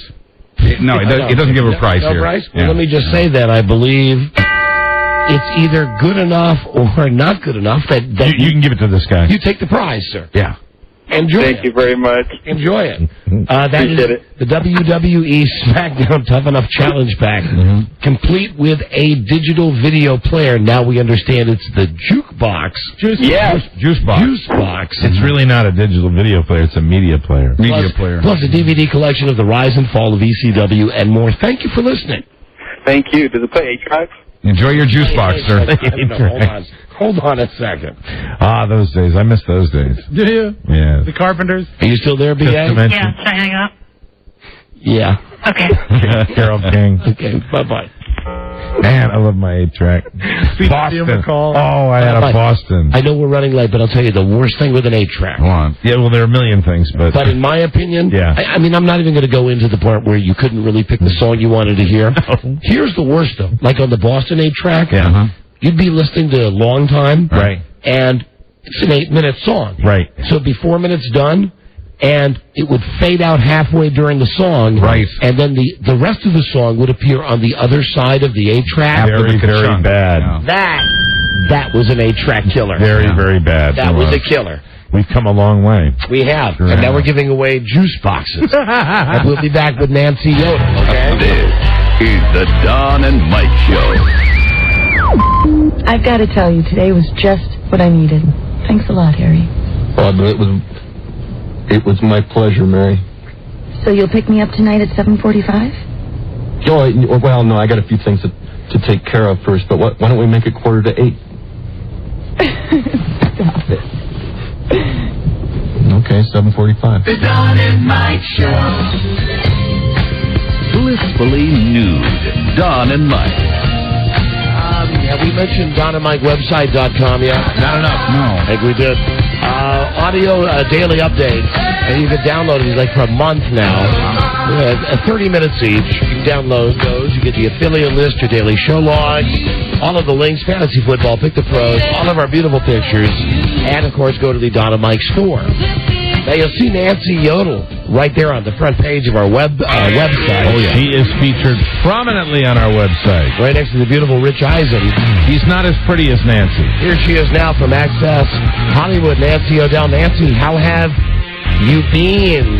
How have you been? How have you been? Before we even start with Nancy, I found out something about you over the weekend. Uh-oh. Oh, no, I don't think it's anything you're going to be ashamed of. Okay, good. See if you can guess. Well, maybe you will be. See if you can guess what college she went to. Is it a big name school? I think so. Didn't she mention she's from, like, Texas or something like Negative. that? Buzz? I wouldn't know. No idea. Where'd my wife go? Where's my kid going? Clemson? Clemson? Really? Is that true, Nancy? Yes, it's true. We have orange blood in both of our families. Boy, you're a tiger. I am a big Clemson Tiger. So my wife went there. My kid is there. He's a sophomore now. And I knew that we clicked for some reason. And were you ever a Bengal babe like my wife was? No, I was not a bingo babe. Because if you didn't know what a Bengal... I was a Kappa Gamma. I do know what a bingo babe is. They would when they would bring in football players, girls like my wife would take them out and have drinks with them and then sleep with them so that they would go to Clemson University. They're just supposed to entertain them. Oh, that's entertaining. Sure. Listen, I don't know. My wife maintains that nothing happened. You've always accused her of You ever that. sleep with one of them? No, but all I know is that, and she doesn't know anything about Illegal recruiting. She knows nothing about sports, but every once in a while she'll say something and be like, do you remember a basketball player named Tree Rollins? And I'll say, yeah, I heard of that guy. She said, yeah, I recruited him. I recruited him. And Dwight Clark. Oh, really? The guy with the catch. Yeah, the catch was San Francisco. Oh, the hot football player. Wow. Right, that's right, Nancy. So when you went there was none of that. No, that was before my time. Before my time. But I did have Michael Dean Perry in one of my classes. The young, not William Perry, but his brother. Oh, okay. All right, very cool. His brother. Yeah. How much tonight on your and Nancy? When you were at Clemson, did you have a boyfriend? I did. I dated Matt Riggs, who was a football player. I guess recruiting of my own. Well, that's neat that you guys have that in common. So you had a football player, huh? Yes, I had a football player. Yes, you did. Okay. All right, just trying to get inside. Absolutely. I had to. Something about those little tight pants did it for me. Okay, tonight on your show, we've played the tape a couple of times. Anna Nicole Smith. Yeah, I mean, at the video awards, it's not the video, but the music awards, the American Music Awards. It's the best ever, right? I mean, I saw it live, and it stopped the show. It really did. What's the scoop on that? It's like a train wreck. You can't stop watching. That's for sure. You're not going to believe it when you watch her on stage, and then everybody that was with her, you would think that somebody would say something to her, like maybe it's not the best idea for you after that performance on stage to go behind and do interviews. But she does. Don't you think, Nancy? And she does an interview with us.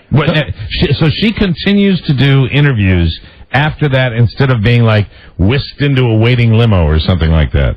Yes, which I think that if somebody had been on her side, a friend, a manager, somebody, they should have told her, maybe it's a good idea for you not to take you on. Hold on. Take you on. So she comes backstage to us, and you're not going to believe what we just kind of let it roll. Oh, my God, that's the greatest tease. I'm watching Access Hollywood tonight. But here's what I want to throw out. Just like we thought the Ashley Simpson thing might have been premeditated, of course she's got to be drunk or high, whatever she is backstage, before she goes on. You think in theory there would be someone that would stop her, but don't you think there's somebody out there that says, someone in her posse who says, oh, my God, she's so fantastic right now. She's so Anna Nicole now. I don't think with somebody like Anna Nicole Smith, I think that, it's not the world shocker that it might be with some other celebrity. It might even have been premeditated, maybe not on her standpoint, because she appears not to have... Saying that somebody decided to keep refilling. Refilling the glass on the way to the Music Awards show. Correct. But boy, if you guys have a full-fledged interview with her when she comes off of that presentation. Oh yeah, I don't know if you'd call it an actual interview, but we let the cameras roll. An actual interview that was capable of being taken place. Now we also played the tape of Kobe getting booed. Did Kobe come backstage? He didn't come backstage after he got. I think that was probably surprising to him. I think it's interesting. What do you think? Well, let's see if your take on it is my same take. I was blown away by it. I frankly was very surprised at it, and I was wondering, aren't the American, maybe you could tell me this, Nancy, aren't the American Music Awards one of the few award shows where they do a lot of promotions and they let a lot of fans into the actual auditorium? Isn't that what happens at that show? Yes, that is true. And I think that, it was interesting to me to watch because it's in a city where a lot of things are accepted. I mean, I don't think they were booing him over the charges that were against him. I think they were booing him on the fact that he cheated on his wife. That was my take on it. All right, hold on. Let's hear the Kobe thing. Well, let's hear a little bit of both of them. You'll see more tonight on Access Hollywood. Sure. Here's Anna Nicole Smith. Like my body?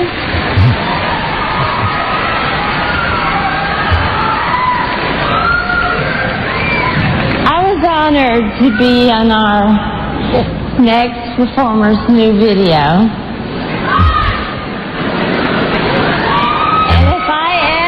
Record an album. I want this guy to produce make me beautiful duets.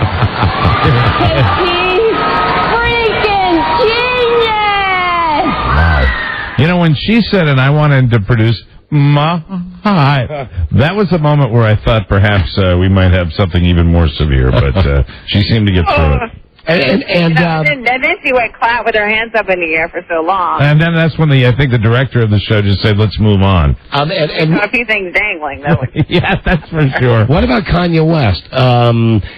He has to get up and follow this because I think he's thinking about his it's such a big production number. He's thinking about that and not necessarily her. Yeah, but you know, on one hand, she stole his moment away. She did. I mean, who cared that you were watching Kanye West? More stealing his moment away. You know, he was so upset because he did not, literally upset. I'm not just saying this as in it's my opinion, that he didn't win the Best New Artist. You know, it's Gretchen Wilson that won. Right. And so backstage, this is another. We went down all these things that happened backstage. They were just amazing. Like, we were all at Access as we were taping the show today, just flew to the TV, and, you know, we've seen all this stuff before, but it was just amazing things that went on backstage, and he goes on and on about how he should have won, that he was robbed. Okay, one more thing, Nancy. Didn't know what happened. He was literally upset about it. How much tonight will you have about Star, what's her last name now? Not Star Reynolds. Star Reynolds. How much will you have about her?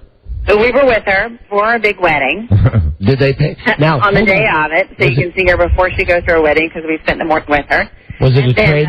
We have everybody that comes to the wedding. Was it a trade deal? I mean, did they pay for? Because we had the guy who made the invitations on earlier today, and we know that she had a separate side deal with airlines. Yeah, did you guys have to pay to hang with her in the morning? No, because we won't pay.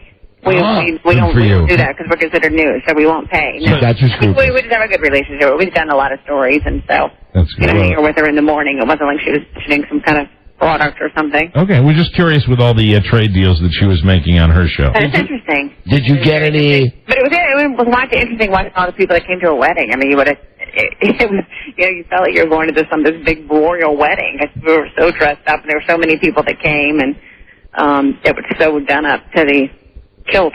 Did you get any, how do I put this, any quality private moments with Star Jones before her wedding? Yes, we did. We had some very good quality moments with Star and her family. Anything in the boudoir? Well, now, she's not going to show us that part out. In the water closet? I think in the water closet. In the old loo? In the loo. In the loo? I don't think they have that on Access Hollywood. But that'll be on tonight. So listen, tonight, watch Nancy and Billy on Access Hollywood. Sounds like you got an awesome show tonight. I got to tell you, it's one of the best. And as far as the backstage stuff at the AMAs, you're just not going to believe it. You're going to be so glued. And literally, we were with Anna Nicole until her handlers dragged her away. Wow. Okay, good stuff. All right, Nancy. We will see you tomorrow. All right, guys. Talk to you later. All right, nice talking to you, my sugar plum baby pop. You too, my little cupcake. Bye, Nancy. Bye. Bye. She is a good girl from Clemson, just like Frida, just like Mary. And I normally don't want to sound like I'm shilling the show, but if they do have more Anna Nicole than there was last night, I'm dying to see it. Here she is, Nancy O'Dell from Access Hollywood. Because she was something else. That's good with both of them tonight. I mean, they get both those people backstage. And it's the one reason, really, to watch those award shows. No, she said she won't have Kobe backstage. I'm sorry. You never know when you're going to get a moment like that. It was just phenomenal. It really was. Hello. He's a freaking genius. Hello, here's Mike in Reno. Mike. Donna Mike, how you guys doing? Hi, we're doing great, thank you. Hey, I was at the show last night. The reason everybody was booing is because of the Shaq trade, because Miami's doing so good and the Lakers suck now. Oh, that might be it. Could that be it? You know, really, LA radio, I don't think LA Sports Radio, all they're talking about is Kobe being selfish and this and that, so that's why they boo. You know, really, when you think about it, maybe that was the booing, that it was like a basketball thing. But it's not like the Lakers have not come out like 0-8. What are they, like 3-4? Don't you think people... 3-5, dude. But the whole thing with Kobe is that people blame Kobe for Shaq going to Miami. Right. Exactly. And isn't anybody mad at him about what he did to that girl's face? See, the thing is, nobody knows whether that's true or not. Oh, I think we know, Mike. But I mean, you know what I mean? Since everything's been dropped. I know. I think maybe that was it. Now that I was kind of confused when I saw that. Would people be making at this function where they're not, they're hardly talking about anything of any substance? Would they really be making that kind of political statement? No. Let's listen to Kobe one more time. I don't think it's basketball. I just think it's, dude, you're a bad guy. Okay, well, that could be too. Let's listen again. I Here don't know he is either. from the Los Angeles Lakers, number 8, Kobe Bryant. Now, you don't really hear the booing until the music stops.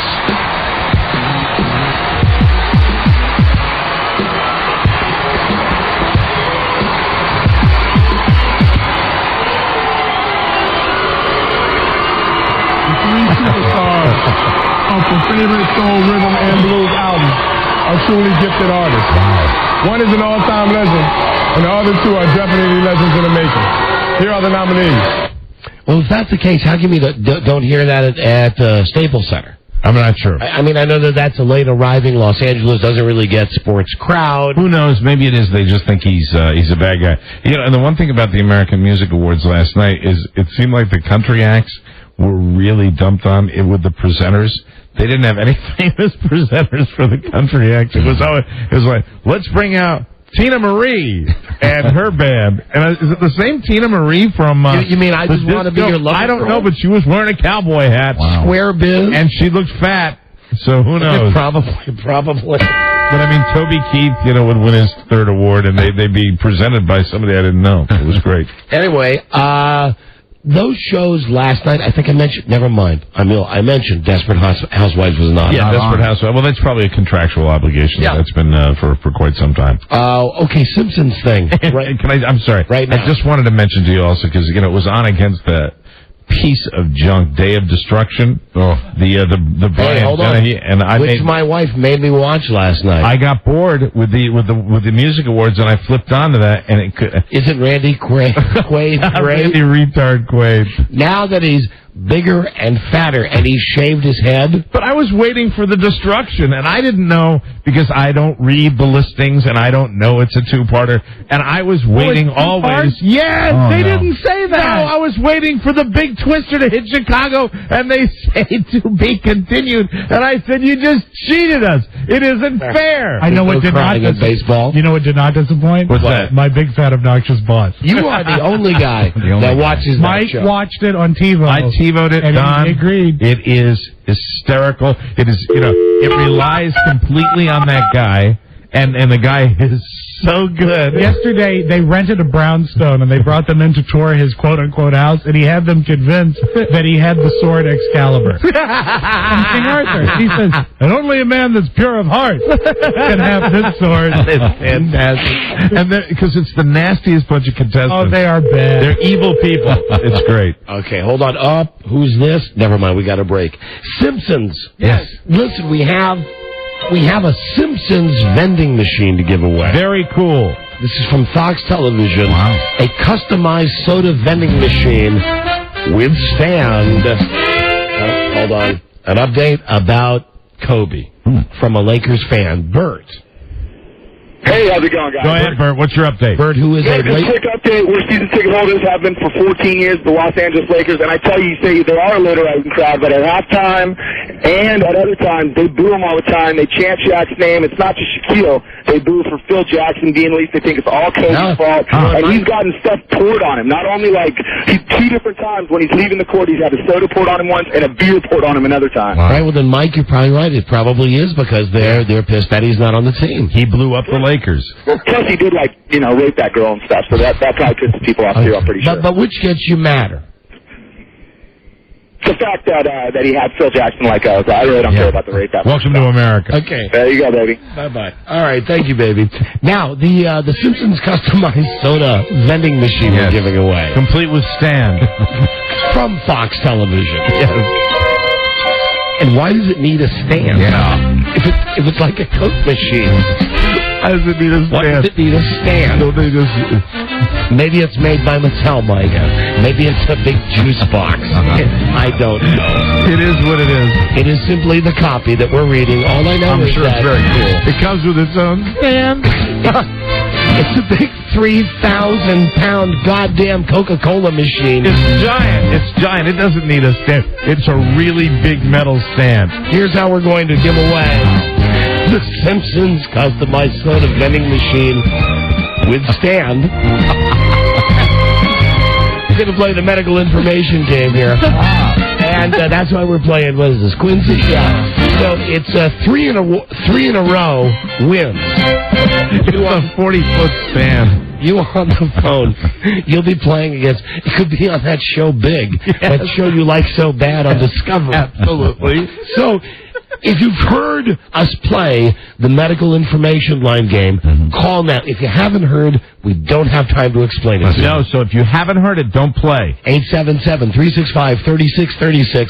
You on the telephone will be playing against Mike, then against Buzz, then against Rob, until we get a winner. Somebody will win the vending machine. With a stand. Look up in the sky. With a stand. It's a vending machine. With a stand. It's a stand. Three in a row on the medical information game wins the Simpsons customized soda vending machine. Yes, it does. With stand. Call now. This is the Don and Mike Show. Well, I have a microphone, and you don't. So you will listen to every damn word I have to say! The Don and Mike Show. They are forever making pretend. Don and Mike. We are. Let's see, on today's show, we've already had a mystery guest, RuPaul. Yes. The guy who made the invitations for Star Jones' wedding. And very soon, one of Buzz's oldest friends, who you've never heard on the show before, who went out to California to be in the audience for the Jay Leno show. Wow. And John is his name. John and Sylvia, that's how I know them. Buzz's longtime friends.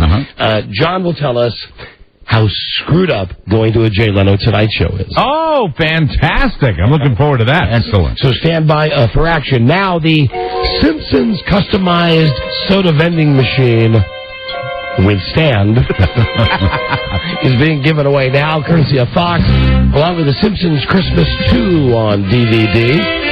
And then they'll customize it for you, right? they'll customize it. With a stand. And we do have the medical information game. Very good. Always fun. What? What did you do? No, what'd you do? I scratched my head and I was looking down. Okay. I looked up for I hate it when you're sick. I looked up for a second. It's doing what I do every day. I looked up for a second and saw your head down and thought, oh my gosh, what has happened? Yeah. I'll rerun it for you. Okay. I see. It's the headlights. I didn't see the scratch. Goddamn headlights. I hate it when you point that out. All right, Mike, do you want to play first? Yeah, I'll go first this time. It's the medical information game. We call it the 1-900 Health Information Library. Give you two choices. One ailment is kind of funny. The other ailment is not so funny. Yeah, this is a medical information line that's designed to help people with a variety of maladies.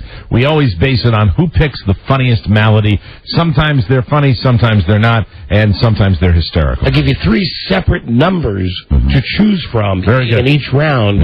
Actually, 6 numbers. Well, let's just play. Yeah, all right. Let's just play. It'll become apparent. Let's start right here with Arthur in Norfolk, Virginia. Arthur. Don, Mike, Buzz, Robbo. Hi, buddy. Now, listen. You're playing, and Norfolk is, that's Hampton Roads, right? Yeah. Am I not supposed to call him Robbo? Yeah, you call him Robbo if you want. Or Big Head, like Mike does? Big Head. Do I call him Big Head? Yeah, I think I called him Big Head. My mistake. I don't want to play with him. Oh, come on, Mike. Okay. No, he's a hump. Let's go to Wes in Spokane. Wes. Yeah. You want to play? Yeah. Okay, have you heard us do this before? Oh, yeah. Okay, good. That's fun. If you get 3 in a row and you beat Mike, you'll win the Simpsons customized soda vending machine. I guarantee you, Bob Barker on The Price is Right never gets a contestant up there and goes, I don't wish to play with you. But we get to do that on this show. All right, now you got to give me a second. How about that, Robbo? To get through all the junk at the very beginning of the show. Hello, and welcome to the Health Information Library. There we go. If this is an emergency, please hang up and call 911 for your healthcare provider. Right. And Don, if you would like to continue doing this on a day that he's under the weather, you're being a trooper to play this game. English? If you know the number of the topic you would like to hear, enter that 4-digit number now. I'll give you an example. Or enter 1000 for instructions and to hear a list of sample topics. 7801. Now here's an example of a melody. Adult daycare centers. It can be a challenge to meet the needs of Okay, that's what the subject is, adult daycare center. Mike, you must, well, never mind. The first one, you both get a free one. All right, very good. Mike, your choices are 4137 or 6146. Physical or emotional. I'll go with 6146. Okay. Can offer a break from the daily care. To listen to another topic, please enter the topic number now. What was it, Mike? To disconnect, 6146. press the pound sign. This is Mike's starting point. Blood pressure, low. Blood All right. pressure Good one, is the Mike. force exerted by the That was a not funny on the one. walls of the arteries. Now let's see. Wes, are you ready? It is affected by the strength of the heart Hello, Wes. and several other factors. Wes, are you there on the phone? Pressure is higher when the heart is contracted. Hey, dude. Wes? Who's on the phone? Between beats. Wes? Can either be a sign Whoever of is good on the health phone, speak to or a us now. warning signal to a health problem. People with high fitness levels tend to have lower blood pressure. Let me find another contestant. Wes had to go. Low blood pressure. Let's go to Brian in Baltimore. Brian. Very low blood pressure can Brian? quickly become a problem. Brian, are you there? When blood pressure Oh, my drops God. too low. Hello, Brian. the danger of the body Hello. getting Hi enough there. oxygen Brian, are you ready to play? Normal I sure am. Hold on Okay. a second. Somebody's got to say hi to you real movement quick. and brain Okay, function we're not in the middle of anything. That's okay. Make it more complicated than it already is. Dr. Nick. Can occur due to I don't know. What was that, a Simpsons tape? That was Dr. Nick. or low Okay, body temperature whatever. due to Here are your choices. It's a complicated game to play, Brian. You're not helping. Your choices are All right, guys, a more sorry. normal level. 4973 That or causes 4972. sitting or lying 4973. or fainting. To listen to another topic, 4973. That was his choice. dandruff. Dandruff is Ah. a chronic scalp condition. Funnier than blood pressure. So Buzz, who has what now? He had dandruff. That beats low blood pressure, I believe. No. That's simply the first one. Uh-huh. You get 3 in a row. The first one is a free one for them. Right. Mike, you still understand how to play the Yeah, game? we're actually going to do who does the best pyramid. Is that the way it is? That's correct. Let's toss the best pyramid there, Fezzi. If you get 3 in a row, Ronnie. The body's reaction. All right, Mike, yours has to be funnier than... Blood pressure. Mike, your next 2 choices are Weather 4763 or 6703. Give me the 4-1 again. a lack of moisture or natural oils 4763 was the one. 4763. Give me that one. and itchiness. To listen to another topic, 4763. Right. Has to be funny than blood. Incontinence in men. Oh. Urinary incontinence. See, now Mike has 2 in a row. It's very important now, Wes, that yours be funnier than whatever your last one was. Dandruff. This problem is more common in women, but it can also happen to men.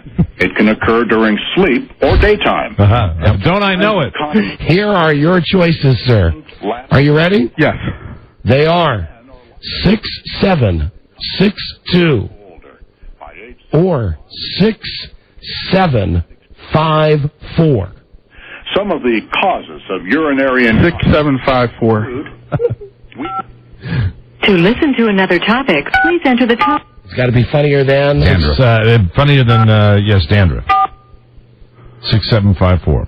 You're a mouth breather, dude. I'm sorry, I've missed your dialing instructions. 67. Please enter the 54. Phobias. Treatment. Oh, phobias. A phobia is an abnormal or exaggerated fear of Not funnier than dandruff. No. Loser. or physical situation. Goodbye, Wes. There are many kinds Bye. of phobias. Bye. Bye. Some common ones are fear of social situations. All right, Mike, you won that round. Yes, I did. Now someone will play against Buzz. All right. People Same can deal. develop an unreasonable fear of almost anything. Although maybe we should just streamline this and just get past the first Peanut one. butter sticking. Well, the way we streamline it normally and the way we play it is that people play with Buzz and me. They pick Buzz or me, and Buzz and I have a competition. Well, maybe it was my mistake for involving the listeners in the actual choice. Always. Okay, what we'll do then is pick two We people. can start from scratch, and you can pick one person who has Buzz, and it goes that way. You distress, or it causes Don't we go back and forth and see who's got the funnier ones to do? Yeah, that's what we do. It's been a while since we played it. All right, let's go find someone for Mike. Here is Scott in Las Vegas. Scott.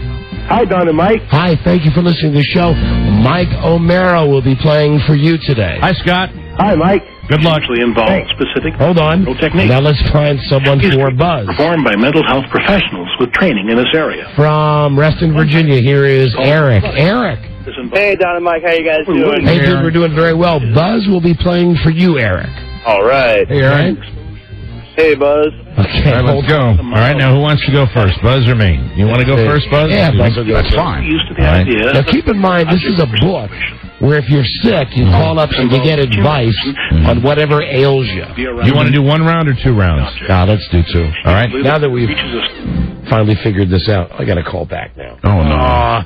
Double crap on ice. Now, in the event of a tie, we will go to a 3rd round, but Buzz and I play, and we both each get 1 choice, and whoever has the funnier malady wins that round. Okay, here we go. I just got to call it back. There are some funny ones in there.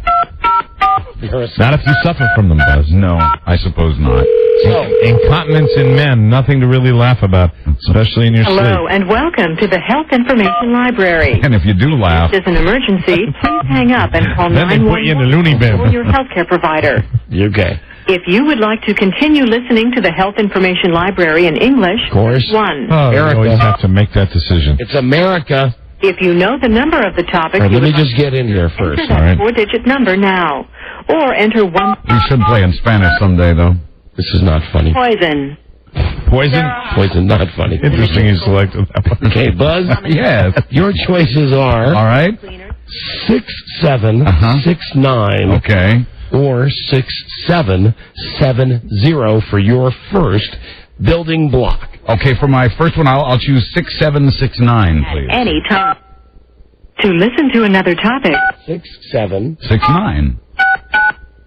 Hopefully it's not. Sleepwalking. Sleepwalking. Good. I can beat that. Good start for Buzz. It's not how we're doing it, guys. Sorry, I hate to break it to you. You got to go with the we're competing head to head. But doesn't he get... No, If yours is... whoever's got the nastier malady. That's how we do it. That's how. Well, then I guess I've lost. Mike, that's only when we've played this game before. Yes. That's when we've gone to final Sudden death. Final sudden death. But it's not a building block. It's actually we compete. We have played it before when it's a building block Have game, I think. Okay. There are variations. All right. People have mild episodes, and they Okay. sit That up, one-on-one. be the way that I thought we were going to do it. The way that I explained it. walk up and down stairs, Not more than eat buildings. 5 minutes I know, ago to Buzz. I know. All right. People may try to eat. No, the problem is with me. Okay. The problem is with me. Well, that I should have just stayed at home today.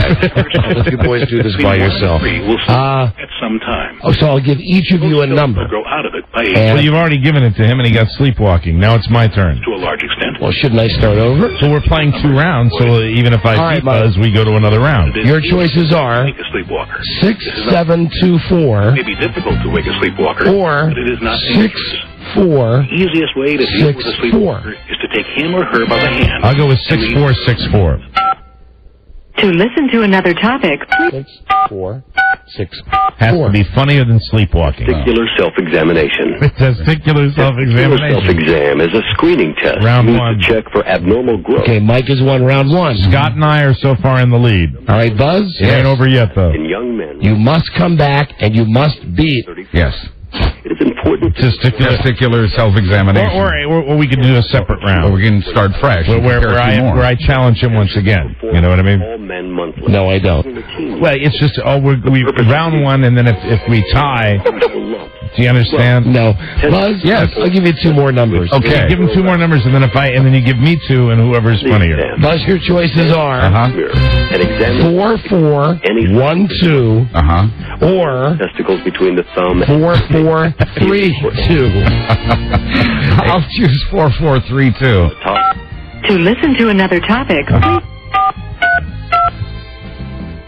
Cocaine. Cocaine is a naturally occurring drug that comes from the South American coca. Now Pretty funny. Is it funnier than... Of names. Well, now I have to see if I can come up with something that's funnier than cocaine. Whoa. And if I do, then Scott is going to be the big winner. Lady and the lady. It is either snorted through the nose or injected into the vein. Cocaine belongs to a class of drugs. Mike, your choices are... Yes? 7731 Yeah. or 5413. 7731. To listen to another topic, Got to be funnier than Coke. number now. Feet. What is normal for children? The joints of a baby's feet and ankles are... I don't think it's funnier than cocaine. No. Because we all laughed at cocaine. We're tied, Don. Normal feet for children. We're tied. We go to a third round now. Yeah, there we go. I'm glad you remembered the rules of this game. I don't know if I do or I don't. I just seem to think that's the way we used to play it. All right, Mike, we'll start with you first. Very good. Mike, your choices are... Why do we all laugh at cocaine? Why do you laugh? You never did it. I know. Reminds us of somebody. But I was there, baby. I know you were. Mike, your choices are 4-3-7-1. Flexible flat feet. Or... outward and are very strong. Extremely flat feet. 4-7-3-4. 4-3-7-1, please. Flat. To listen Hope to it's another funny. topic. Hope I blow him out of the water. 3-7-1. Let's see what happens. Bad breath. Bad breath, halitosis, may be caused by many it's funny. It is funny. But it's very beatable. Oral hygiene. I'm sorry, Bud, Scott. Yes. Yours must be funnier than bad breath. Also lead to other causes of halitosis, Give me a moment here. gum disease, and tooth decay. I'm sure I need this being sick. Bad breath include eating foods such as garlic or onions. Yeah, tell me something I don't know, Hammerhead. Certain medications. Rob, don't play it. No. Decaf in the No. Buzz? Yes. mouth. Irregular You did break the rule, Mike. I know. medical problems such as Jesus. respiratory You were all under rules before. I'll be right back. How we play this game. I'm going to find that tape. I'm looking for it. Dentist has determined that your bad breath is not caused by dental. It's a pretty good show we're doing right now, huh? You're listening to this? With this? I'm laughing. For most people, the following will eliminate bad breath. Scheduling regular visits to your dentist and dental hygiene. Buzz, Yes. your choices are... All right. Brushing twice a day with fluoride toothpaste. Brushing or scraping your tongue to remove odor. Hey, there's tongue scraping. 5-2-7-1. All right. Particles of food, if Or removing dentures at night to clean them thoroughly before placing 4803. using a Ooh, that's tough. I'll choose 4803. And it must be funnier than... To another topic. Bad breath. Topic number... diaper rash. Smooth as a We might have a tie. Is that a push? That bottom That's a has push. Is that a push? Yeah, that's a push. because they are warm and I'll often give you wet. one more, guys. All right. Scott and Eric still battling along with us here. I'll give you one more. Diaper rash. You know, speaking of diaper rash, you know what Gary bought for Robert that works great? What's that? It's called, I swear to you, butt paste. Oh, I've heard of that. Yeah, It we works. had it- we had it on the show. I'm wearing it now. Mike. And it can cure bad breath. Mike. It's good on waffles. Mike, your choices are 4-9-7-4, 4-9-5-3. 4953, please. Or a bath. To listen to another topic. 4-9-5-3. 5-3. Herpes. Yeah. Oh. Good one. Oh, do I take the lead? All right, now. Hard to beat herpes. Mike has herpes in his pocket. Yeah. Going into the final round. And man, is my pocket itching. It causes cold sores. And Buzz, Yes. Blisters. your choices are Okay. Most often below the waist and causes genital, 6, sex organ herpes. 7, Uh-huh. 4, Uh-huh. 5, 6745. or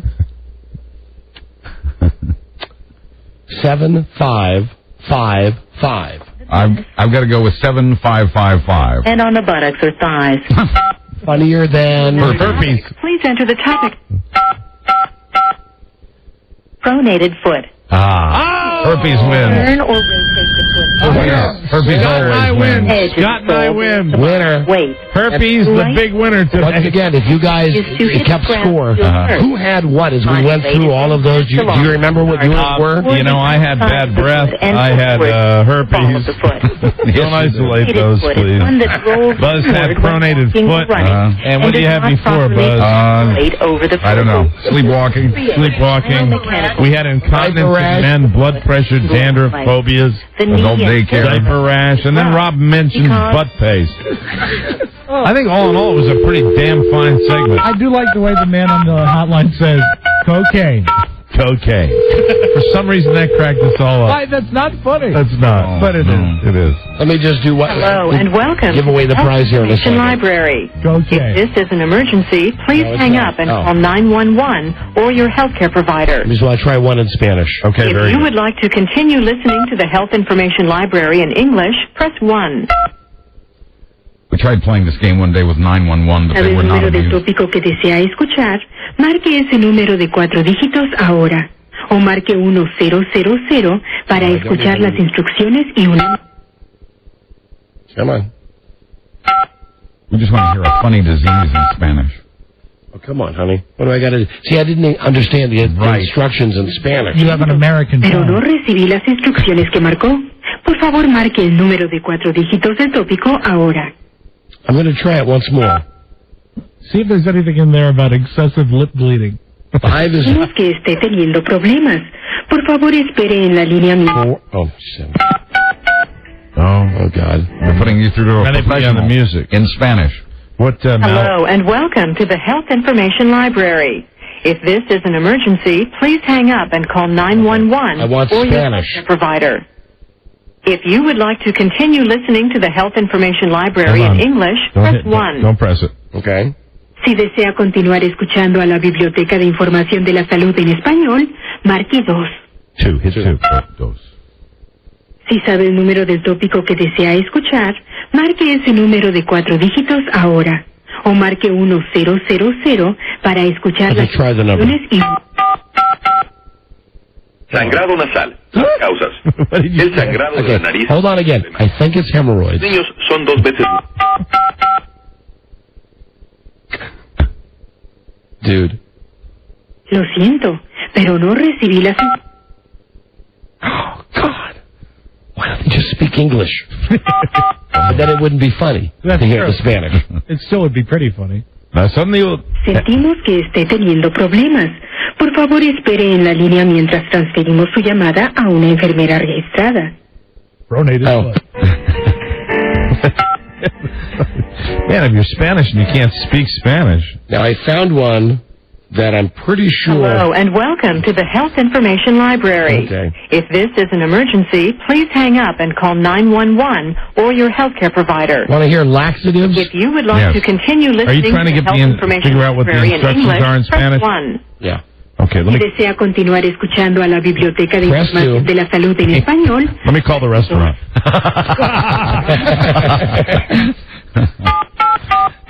This should be laxatives. Just 2 languages they offer? Yes.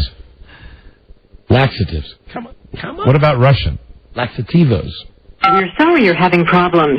Please hold while we transfer your call to a registered nurse. Oh, dear. I wonder if she speaks English. Now what are you going to do? Hello. I have low blood pressure, incontinence, and Hello, and welcome to the Health Information Library. I've split my lip. An emergency, I fell. hang up and call 911 or Okay. your healthcare provider. Same thing now. Press 1 or press If you 2. would like to continue listening to the Health Information Library in English, Press 2. 1. Now I've just Si pressed the sabe el number. número del tópico que desea escuchar, marque ese número de 4 dígitos ahora. Don't you have O to marque hit 1 uno. before you... Hold on. That's 4. Now say something. Lo siento, pero no recibí las instrucciones que marcó. Por favor, marque el número de 4 Now you dígitos put del your tópico. malady in, right? Now it should be laxatives. Laxantes. Los laxantes son drogas usadas para tratar The laxatives. There it El is. estreñimiento se puede definir al Now what do you hit, 1 when you want to go back to it? intestinales a la semana o dificultad cómpalo. excesiva o esfuerzo para... Here's one you get. Si desea escuchar... 4, 9, 5, 1. Oh, dear. I just want to get to chlamydia. I know. Spanish. Oh, Hello, it's the same in Spanish as it is in Information English. Library. If this is an emergency, Clamadia. Clamadia no sé si cómo. sabe el número del tópico... El Clamadia. El Clamadia. Fine Corinthian Clamadia. Chlamydia. Come on. Lo siento, pero no recibí las instrucciones que marcó. Lo Por siento. favor, marque el número de 4 dígitos del tópico ahora.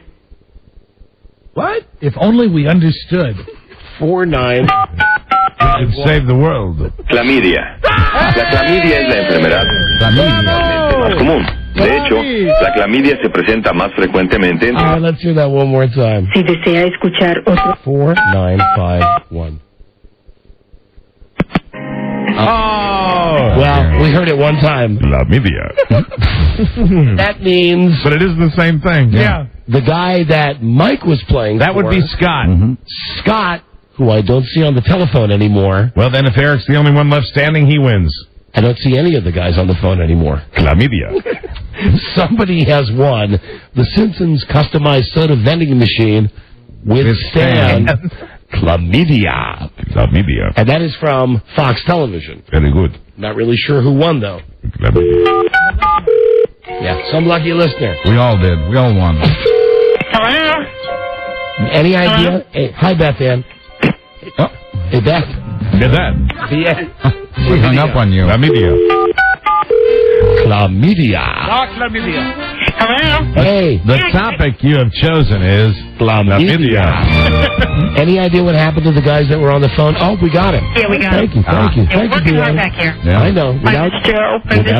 We're Joeless. Okay. He'll be back tomorrow. Thank you, B.A. Bye. Here is the winner from Las Vegas. It's Scott. Hi, guys. I'm so glad Mike has herpes. Thank you very much, Scotty. Scott, congratulations. You won the Simpsons customized soda vending machine. Awesome. Hello, Scott. With Stan. That is Stan, Scott. That is from Fox. Thank you for listening. I can't wait to see the stand. Nor can we. Thank you. Hold on, my friend. All right. That's the information line. That's the best one we've ever done. Chlamydia. And Buzz, when we come back, we'll be talking to your friend John. Excellent. Of John and Sylvia. Right. Buzz's friends from out west, they'd say. Los Angeles. Will we have any other family members? Like, will Sylvia's mother be on? Someday. Sylvia's mother says, for another 10 minutes, please. This is Avery. I just got to talk to her. That's the one. Okay, stand by for Buzz's friend who went to see the Jay Leno show and said it's the most retarded thing he's ever been to. Fantastic. Behind the scenes at the Tonight Show. Is the Don and Mike Show. I just got what you just said to me. I know. You're my funny buddy. Thank you. Trying to lift your spirits. And everyone take down those Halloween decorations.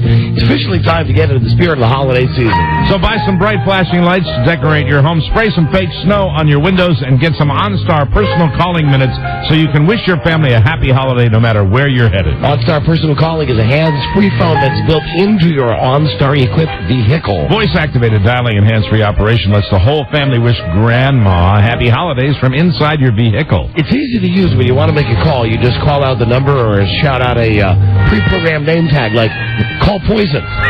It enables you to stay connected to those you need to talk to, even in cities and states where poison is illegal. Use it to call the medical information line in Spanish. Chlamydia. In addition to OnStar Personal Calling, OnStar also gives you the security of driving safe. Yes, press the blue button to earn minutes if you don't have OnStar. Check out OnStar.com. The Don and Mike Show. Yeah. WKFK. This is the Don and Mike Show. Marty, I'd like you to meet Brian. He's substituting for Darlene while she's on vacation. Oh, welcome to our little family, Brian. Little tip. Don't speak to Larry unless he speaks to you. Have fun, my boy. Nice suit. The Don and Mike Show. And now, Jay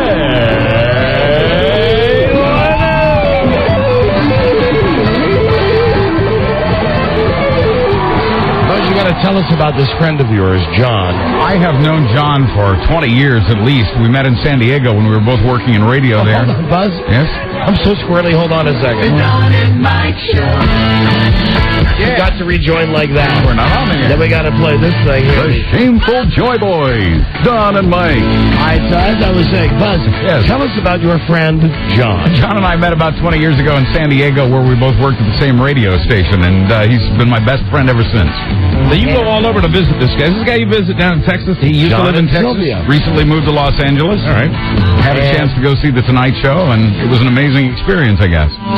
We'll find out now. Yeah. This guy... Now, does he know that we like Letterman and don't like Leno? Yes, he does. He does. Yeah. Does he share? He always has. He's always been a Letterman guy over a Leno guy. He just had a chance to go see the show and thought it would be interesting, and it turned out it was. Well, as we all would. I mean, if we had the chance to go see the show. Sure. I mean, we would have loved to have seen it in the days when Carson was still doing it, and we never got the chance. I'd go see it. If I got a free ticket, I'd go see it. Is he cool with being on the air? Yeah, absolutely. Okay, well, then you tell him he's on the air. When he says hello, you tell him hi. All right.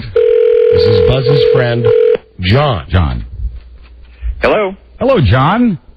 Oh, hold on. There you go. Hello, John. Hey, hello. Hi, it's Buzz in Washington, D.C. How are you? Fine. How about you? Good. We're well, thank you. We're on the air right now. Fantastic. Thanks for joining us. Hi, John. It's Don and Mike. How are you? Hi, John. It's the radio gods. So, John, you're married to Sylvia, right? That is correct. No, I've never met you or met your wife, but, you know... That's true.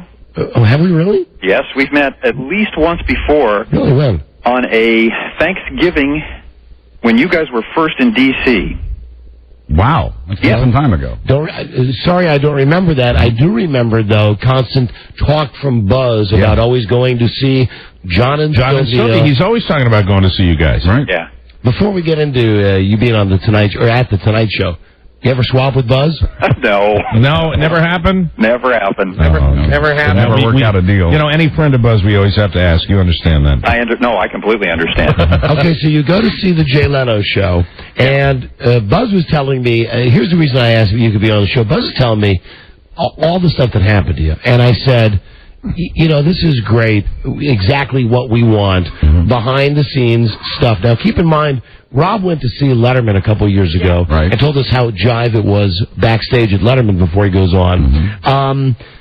Walk us through the entire experience, because our thought process on this, John, is that Leno's audiences are stupider. They like to get ramped up with the bright colors, and they're much more like trained monkeys. So anyway, what happens when you go into the Jay Leno Tonight Show?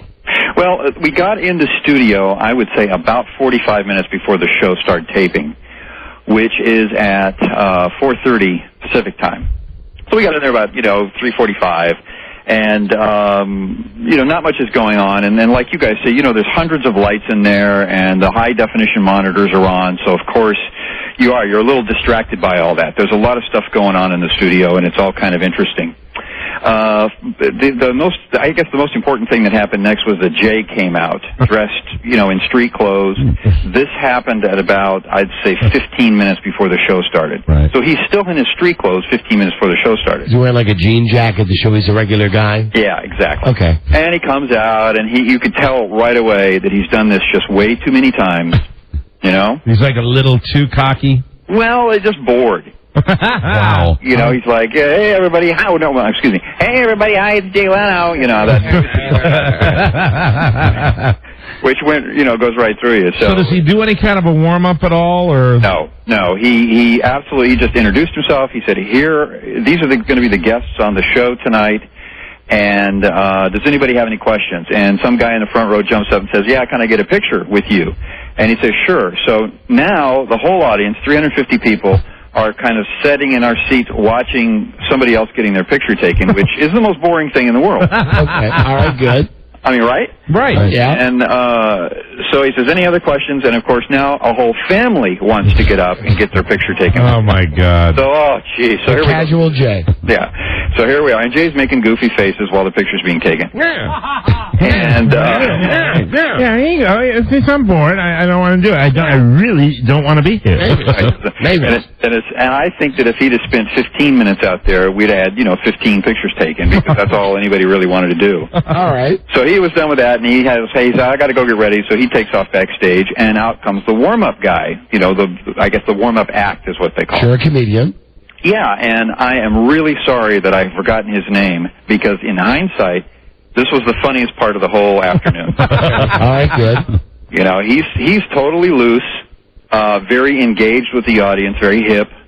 And he comes out, and he's kind of, he does what he's supposed to do. He doesn't tell us jokes or anything, but, he's, okay, everybody stand up and clap, and everybody cheer. Okay, this side cheer, that side cheer, and he starts throwing T-shirts and, the stuff that you would normally expect, an audience warm-up guy to do. There's a young couple in the front row, and I don't know, without getting into details, he kind of picked on them a little bit, which kind of ingratiated the rest of the audience to him. So it went out really well. Then it got interesting. He says, kind of like, what was his name on Larry Sanders? Hank Kingsley? Right. Yeah, Hank Look Around Cafe. He goes, the Look Around Cafe, exactly. He goes, okay, now you guys are really an important part of the show. Oh, no. Oh, that's just like Larry Sanders again now. And he said, we have found through research, I don't know what kind of research that would be, but we have found that if the audience in the studio audience is engaged with the show and laughing and having a good time, well, the people at home think it's a better show. Oh, God. Oh, right. So now he has kind of given us a job. You know, these 350 people in this audience now have a job to do. Even if we don't entertain you, just go ahead and react. Laugh anyway. Exactly. So he's I mean, again, in hindsight... That's a promise we've had with our audience for the last 20 years. Just fake it. If you listen to this show, you must be amazed or amused or whatever. Okay. So he says we've got, just remember to, be engaged and have a good time, and then the audience at home will have a good time, and... what else did he say? I think that was the most important part there. All right, what about the Nazis? I'm sorry, Don, go ahead. What about the Nazis? I mean the security guards. Oh, the Nazis. Yeah, I'm getting to that.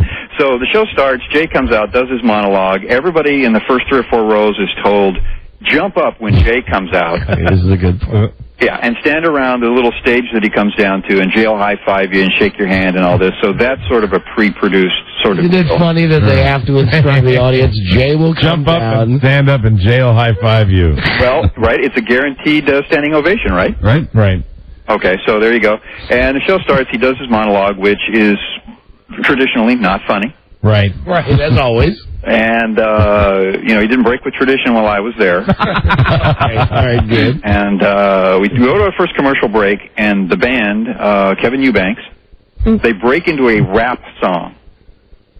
Now, I'm there with a buddy. A buddy had come to town, a business associate. He had a ticket, so we were there. The first thing we do is look at each other, and I said, rap?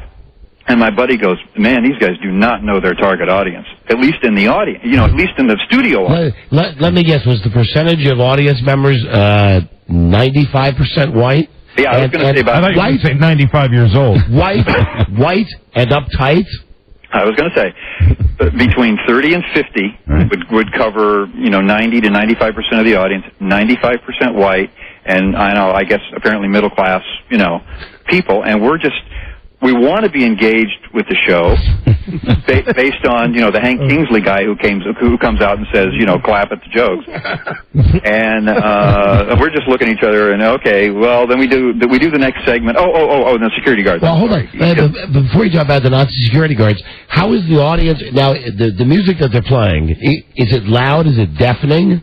Oh, yeah. Yeah. And how is the audience? I mean, because I would imagine no matter how old you are, if you feel the beat, was the audience at least being rhythmic? Were they moving at all, or were they just sitting there? No, we were absolutely just sitting there. And what does Jay do while after the monologue and before the first guest comes out? What does he do? Does he go backstage, or does he stay on the set? No, I think he stayed on the set. Yeah, he stayed out there, but.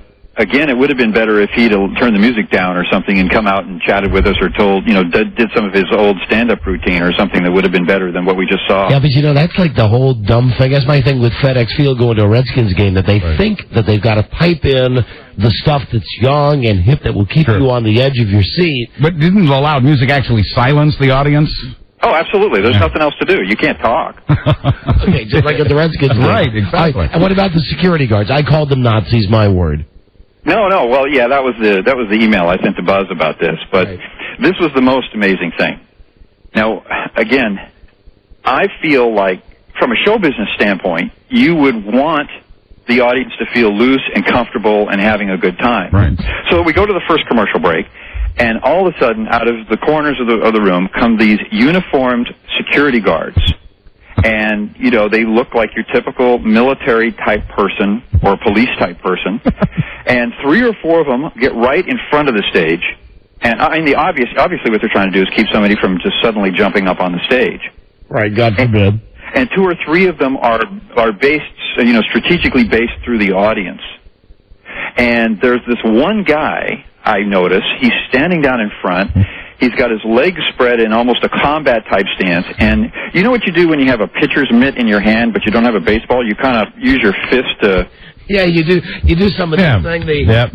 Punching his hand with his fist. Exactly. So his left hand is like an open palm, and his right hand is balled into a fist, and he's punching Oh my God, that's friendly. How great is this? Yeah, and I looked down there and I thought, oh my God! And then the guy standing close to my buddy and I mean, he was giving us the evil eye. They look like security or the Secret Service guys. If you've seen those, you know, they never smile. Mm-hmm. They're constantly looking at around for trouble.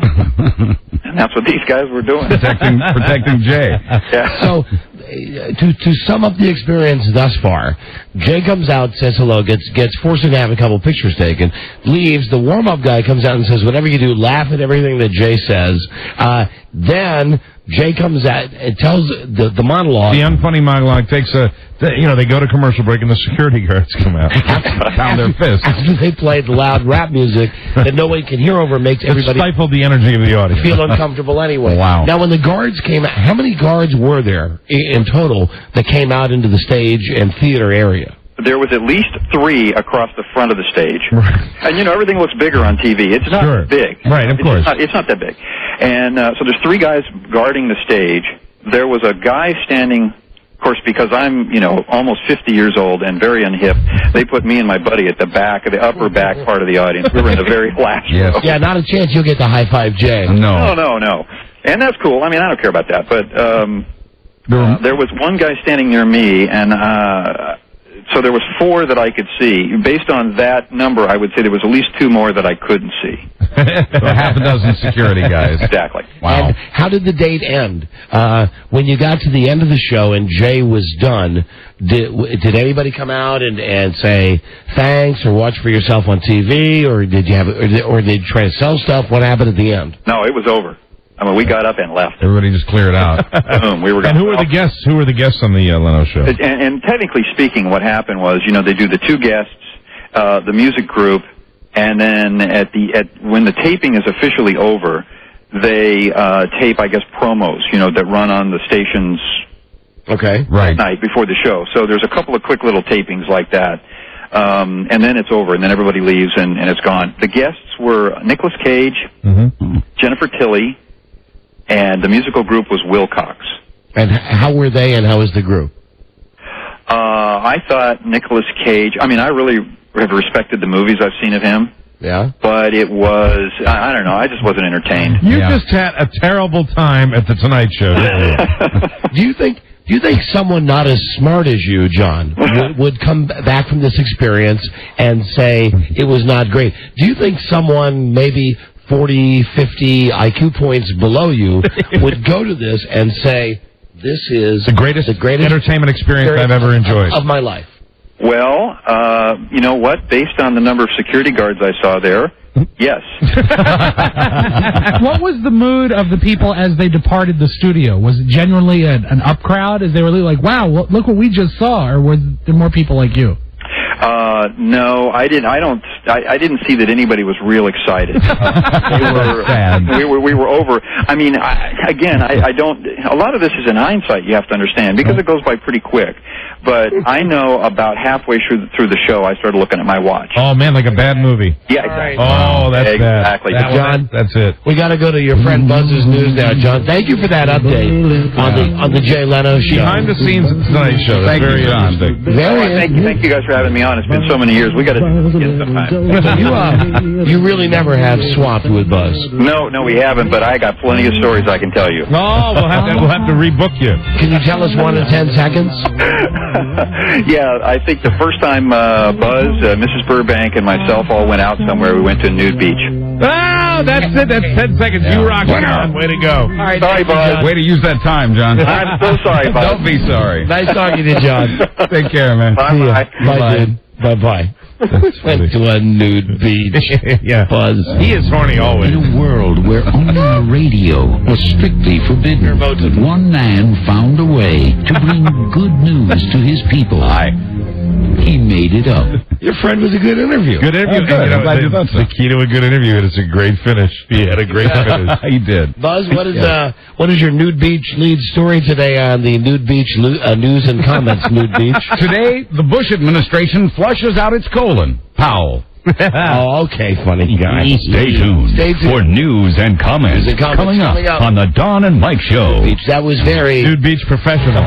This is the Don and Mike Show. Are you planning to give the gift of music this holiday season? If you are, a new iPod with iTunes is the way to go. If you still haven't heard, being a part of the digital music revolution is easy. All you need to do is download the latest version of iTunes free from www.itunes.com for your Mac or PC, Don. Hey, Rigo? You. When I saw you on the George and Sonny show on Saturday night... Was I showing calf? Man, you had half your leg. You know, it's that thing where the guy's crossing his leg and you can see his pants come up and then you see where the sock is and you see all that flesh. No, I still manage to work out, trying to get him in, You know, once you get your iPod installed, you can use the iTunes Music Store, Rigo, to search and purchase music by artist, song, genre. You can even check out newly released exclusive tracks. You can preview 30 seconds of every song before you buy it so you can be sure it's the track you want. It's as simple as a few clicks to buy a song or album, and iTunes will do the rest. With the most advanced auto-sync capabilities out there, all you have to do is plug in your iPod. In a matter of seconds, your purchased song will appear. iPod. There's one for everyone this holiday season. Loosen up, Donnie, baby. And I love mine. You love what? As much as my calf. Oh, your iPod. The Don and Mike Show. WKK. This is the Don and Mike Show. What's the word from Planet Crackpot? The Don and Mike Show.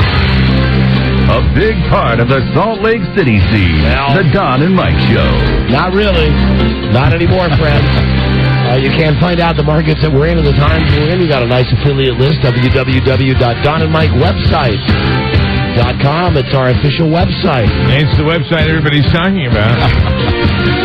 Daily audio downloads, affiliate news, daily show logs, links, fantasy football, pick the pros, hideous pictures in our store at donandmikewebsite.com.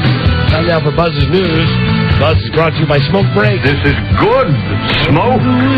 Smokers break the nasty habit without gaining weight. Smoke Break is the revolutionary tablet for smokers. Get it now at fine retailers. Here is Buzz Girdley, friend of John, who we went to a nude beach with. I like John. That was a very good segment. Yeah, he's a good guy. Thank you. Hi, Buzz. Hi.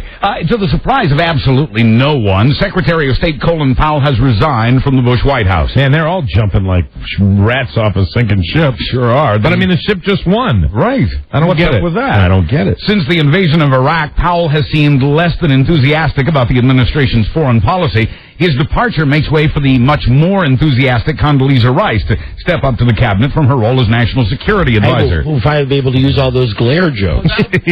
All that stuff from the complete sheet. They love that glare humor. They do. And Powell's departure keeps in motion the major shakeup in the cabinet. Already gone are Attorney General John Ashcroft and Commerce Secretary Don Evans. Soon to go, besides Powell, are Agriculture Secretary Ann Veneman, Energy Secretary Spencer Abraham, and Education Secretary Rod No Child Left Behind Page. The Bush victory has impacted Colin. It has. Yeah, but he'll be out of there soon. Vice President and heart patient Dick Cheney, meanwhile, is recuperating at home after a weekend hospital visit. Winner! Don't we have the Dick Cheney music? Oh, we do. Hold on, we got a lot of Dick Cheney sound effects. You debuted that the day after the election. There it is. There's the Dick Cheney music. Cheney had checked in for shortness of breath after a hunting trip in South Dakota. It turns out it was just a cold, not another in a series of heart episodes that have occurred since 1978. President Bush heard prayers for Cheney when he was in church yesterday morning and stood by ready to assume power if necessary. Funny. I'm surprised you left the house today. If you saw 60 Minutes last night, on it, a former CIA agent told Steve Croft that Al-Qaeda will attack the U.S. with a nuclear weapon or some other weapon of mass destruction. Whoever this guy was on 60 Minutes last night, also spent some time saying, for the last 10 years, the United States has looked at Osama bin Laden as a thug, a guy that we shouldn't really worry about. This guy had all kinds of stuff that he was throwing out last night. I'm not kidding you this time. Michael Schur is the guy's name, and quoting him, their intention, Al-Qaeda, is to end the war as soon as they can and to ratchet up the pain for Americans until we get out of their region. And although Schur's more optimistic about U.S. policy these days, he says the U.S. fumbled at least 10 chances to capture or kill Osama bin Laden before 9/11. Time magazine, meanwhile, says one captured operative has told of Al-Qaeda's plan to smuggle the WMDs into the U.S. through Mexico. The U.S. is now watching more closely the heavy truck traffic from Mexico. Yeah, there'll be no problem down there. Why, we've got that's tight as Tupperware down there. Nobody's getting over that border. And Mexican officials have started keeping a closer eye on their flight schools and aviation facilities. And keep that in mind about the border when we get to the end of this buzzcast. Hold on a second. I saw something over the weekend on one of the network newscasts about the new way that they're smuggling kids in from Mexico. Yes? This was sad, but it made me laugh. They had a guy who had a truck, a pickup truck. Right. And in the back of the pickup truck, he had like 12 pinatas. Ah. They were all kids. They had 3 and 4 kids each that had climbed. It was like that thing with how many clowns are going to get out of the car. Right. They were Powder Puff Girl pinatas. They show the head coming off this pinata. And a relatively big pinata, like maybe 4 or 5 feet tall. They show the head coming off with the INS agents, whoever they are down there, and then you just see like 8 hands coming up through the head at once. Oh my and they said the guy had like 32 kids in 8 pinatas. Oh my God. And it's the new way of smuggling kids in. But for Neil Clark Warren, it's better than candy. Yeah, for Michael Jackson. That's right. That's like a real pinata. Goodbye. Now that Iraq is a democracy and its first elections are just a few weeks away, Iraqi official says the voting might have to be delayed. Deputy Prime Minister Bahram Salih says he and other officials are determined to have the election, but he says they have to assess the country's security situation as the vote draws closer. All that shooting, you understand. Military officials say they've seized Fallujah in the name of freedom, and that except for some pockets of resistance, the situation is under control. Those are hot pockets. But U.S. officials also admit they're still fighting in Baghdad, Ramadi, and Mosul. Would you like a hot pocket, Scott? Hot pocket, Dr. Reaver. There you are. Thank you, Mini-Me. A hot pocket. Here at home, an update on the indecency witch hunt. Where we last left the FCC, it was refusing to tell TV stations whether airing Saving Private Ryan would violate rules. Thank God I was sick this weekend. I was able to devote all my time to printing out copies of my complaint letter to the FCC. Wonderful. I must have got 400 or 500 of them out. Send them all, you just change the addresses. For the show, all the FCC would say is that it would investigate any complaints it got about the Oscar-winning film. But dig this, all of my complaints, I signed them Mr. Seymour Heine. I love that. IP Daily, that was another one I used as well. You didn't use Joe, like the one at the Easter egg hunt, did you? I don't even know if we can say it. I don't think you can. I don't think we can anymore. No, I don't think you can. But it was a good one. And yes, I used that one too. You made me laugh always. One of my best memories. There you go, Johnny. Enjoy your Easter. The movie aired on ABC on Veterans Day. Well, today, the FCC says it did, in fact, get complaints.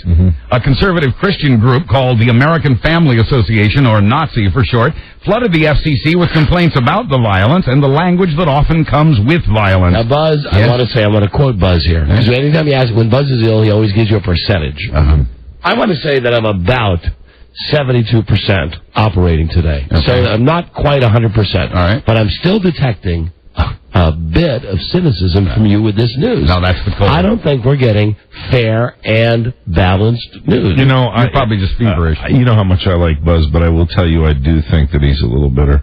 I'm detecting just a slight... I don't see where you get that. So am I, Mike. I could be wrong. I'm not going to make a definitive comment on it. I know this about my best... Until I'm sure. My best buddy, Mike... He's let it go. He's supporting our president.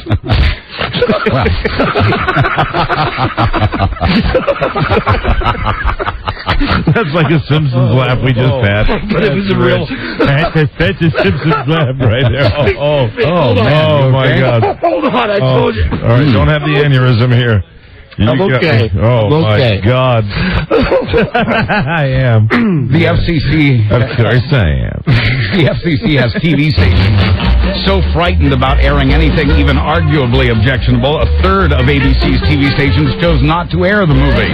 And fear is a much more effective form of censorship you know what's than amazing any law you could write. What's amazing is, even if you don't like the movie, I wasn't that crazy about the movie, but you know, it is a story about...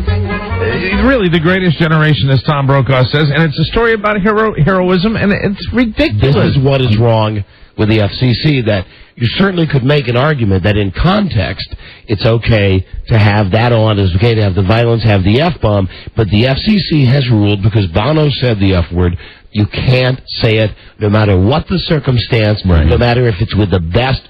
As I've tried to say to my wife before, I only meant that in the best possible way. You absolutely can't. And then I have to ask why it's okay, why you can do that, and the FCC has that rule.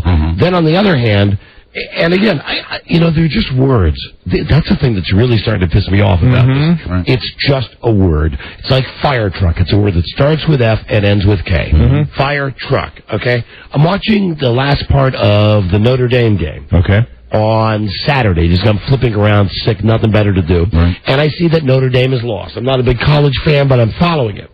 They're talking to the quarterback for whoever the team is that Notre Dame plays, and he says, it's that tool Tom Hammond, who goes, I'm here with a winning player from whatever, the Penn State or Pittsburgh, whoever it is. What are your feelings? And he says, now the guy's caught up in the heat of the moment. Sure. This is the greatest effing game that we've ever, and he said, oh, God, I'm sorry. The player. Now, the guy on NBC, Tom Hammond, says, oh, we really apologize for that language. You remember when something like that would slip and nobody really think twice about it? Right. It would just be a slip. Now, my God, they're all worried about the death penalty. Amen, Mike. This guy, the announcer for NBC, I'm positive had to go buy some new underpants. Because you know what? I've given up trying to figure it out. I've given up. I've given up trying to figure out everything. I sure, and I might be post-election right now, but I've given up trying to figure out why we are so obsessed with maybe dropping the F-bomb and Saving Private Ryan, and at the same time we're so obsessed with Scott Peterson and whether he gets life or death when we're losing people every day over in Iraq, and those guys don't get any notification when they should be. They're American heroes that are dying over there for what they believe is a good cause, and I believe it too. We're over there. You've got guys over there, but what do our news stories lead with in this country? They lead with Scott Peterson. Oh, is Scott Peterson going to get the death penalty? What the hell about the guys that are in Fallujah dying every day? But Mike, this doesn't make sense to me. He looks like Dean Cain. Yeah. And it's been and pardon me for getting heavy, but I just wanted to get this off my chest, a serious thought. And I just don't think, regardless of whether you were for the war, against the war, the fact is we are fighting a war right now. And nobody is paying attention to these heroes that die every single day. Well, don't put these guys on the front page. Part of the problem on the news every night. Part of the problem is like when Ted Koppel tried to run the names, it's propaganda. That's man, no, it's not. We know we're over there. I know it. We're all back. Yeah, and we're all over there now. Everybody, look, regardless of your politics, if you do, and you see all the yellow ribbons that people love to put on the back of their car that say support the troops. But you know what? If you really support the troops, I hope you're thinking about it every single day. Because I am. I think about it every day that there are people over there. And I hope, there was a picture in USA Today that I looked at 10 minutes ago. Shows the great American GI. My God, it looks like it's something right out of World War II, not Fallujah. That we've got brave guys that are doing this every single day. Regardless of your politics, that should be front page every single day. We should be making these guys, that are giving up their lives at 20. They should be heroes and not goddamn Scott Peterson who murdered. What's going to happen with that? Who gives? I could care less about Scott Peterson. I'm sorry. I had to get that off my chest. You made a good point. I'm sorry. It's okay. I'm sorry. You're the one that's feeling under the weather, and there I am. No, there I am. Feeling under the weather has nothing to do with it. Go ahead. I'm just, of all the things that I just wanted to scream about, it drives me insane. You're right. And I think it's a duty. I swear to God, I believe it's a duty. It's the duty of every American every day to think about the guys that are over there, the guys and the women that are over there. How are we supposed to think about them when SpongeBob SquarePants opens in 4 days? Yeah. Haven't you seen the ads for that? There you go. I try to make a point, and you once again have trumped me completely. As a hero. SpongeBob SquarePants. And one more thing about the F word, that it's not okay to have it during Shaving Ryan's privates. Right. It's not okay to have it when the guy on TV for the football team says it and doesn't mean to say it. That's not okay. Right. However, when I'm watching the NFL yesterday, why is it okay when a play goes wrong to have a replay of, for instance, Mike Holmgren from the Seattle Seahawks. And they go back to a replay, and he says, come on, read his lips. That's BS. That's effing BS. When you don't hear it, but you see him mouthing it. And then the guys say, I think you can tell how upset Coach Holmgren was about that one. It's perfectly acceptable. That What's the difference there? There is none. If the guy on TV with the Notre Dame guy had said, we played a great, and had mouthed the word, would that have been okay? Right. Would that have been okay? I don't think so. Mike, only 4 days until SpongeBob. Oh, fantastic. I wish I could think about our troops. I can't wait. I know. But I'm looking at a picture right now. There's David Hasselhoff in the premiere. He's in it. With the guy in a big SpongeBob SquarePants suit. Yeah, and Patrick Starr as well. Did anybody... Who's Patrick Starr? The guy that looked like the big grape bottle? No, next to him you can't see him because of the aspect of the picture, but he's a starfish. He's Patrick Starr. I see. It's a pretty good show. Squidward. Squidward? Yeah, he likes interpretive dance and he plays the clarinet. There you go. I make my kids watch it. Sure you do. Buzz? Yes. What is next? When we come back, CBS fires a producer for daring to interrupt CSI Miami. Right on. We'll be right back. This is the Don and Mike Show. Gosh, I hate to interrupt. It's all been so incredibly fascinating and entertaining and instructive. Really, the time has just flown by. The Don and Mike Show. With furs by Dicker and Dicker of Beverly Hills. This is the Don and Mike Show. For information on today's show, go to www.donandmike website. That's our new official website. And now here's Buzz. Hi, Buzz. Hi, Don and Mike. Yes, CBS has fired the news producer who cut off the last 5 minutes of CSI New York last week to tell us that Yasser Arafat had died. CBS apologized and then repeated the episode later in the week for the angry viewers who'd missed it, so they could be told that Arafat, who was alive and then dead and then alive and then dead and then alive again, had died. ABC and NBC just put it across the bottom of the screen out west and let its East Coast and Central Zone stations air it on their local news 5 minutes later. I noticed this morning when Colin Powell's thing came down. Right. I was like flipping around and seeing who breaks into programming. Yes. And I think a lot of it has to do with what's on. For instance, on NBC, it was the Today Show. Right. So they just broke in. And that's a supposedly a news program. Right.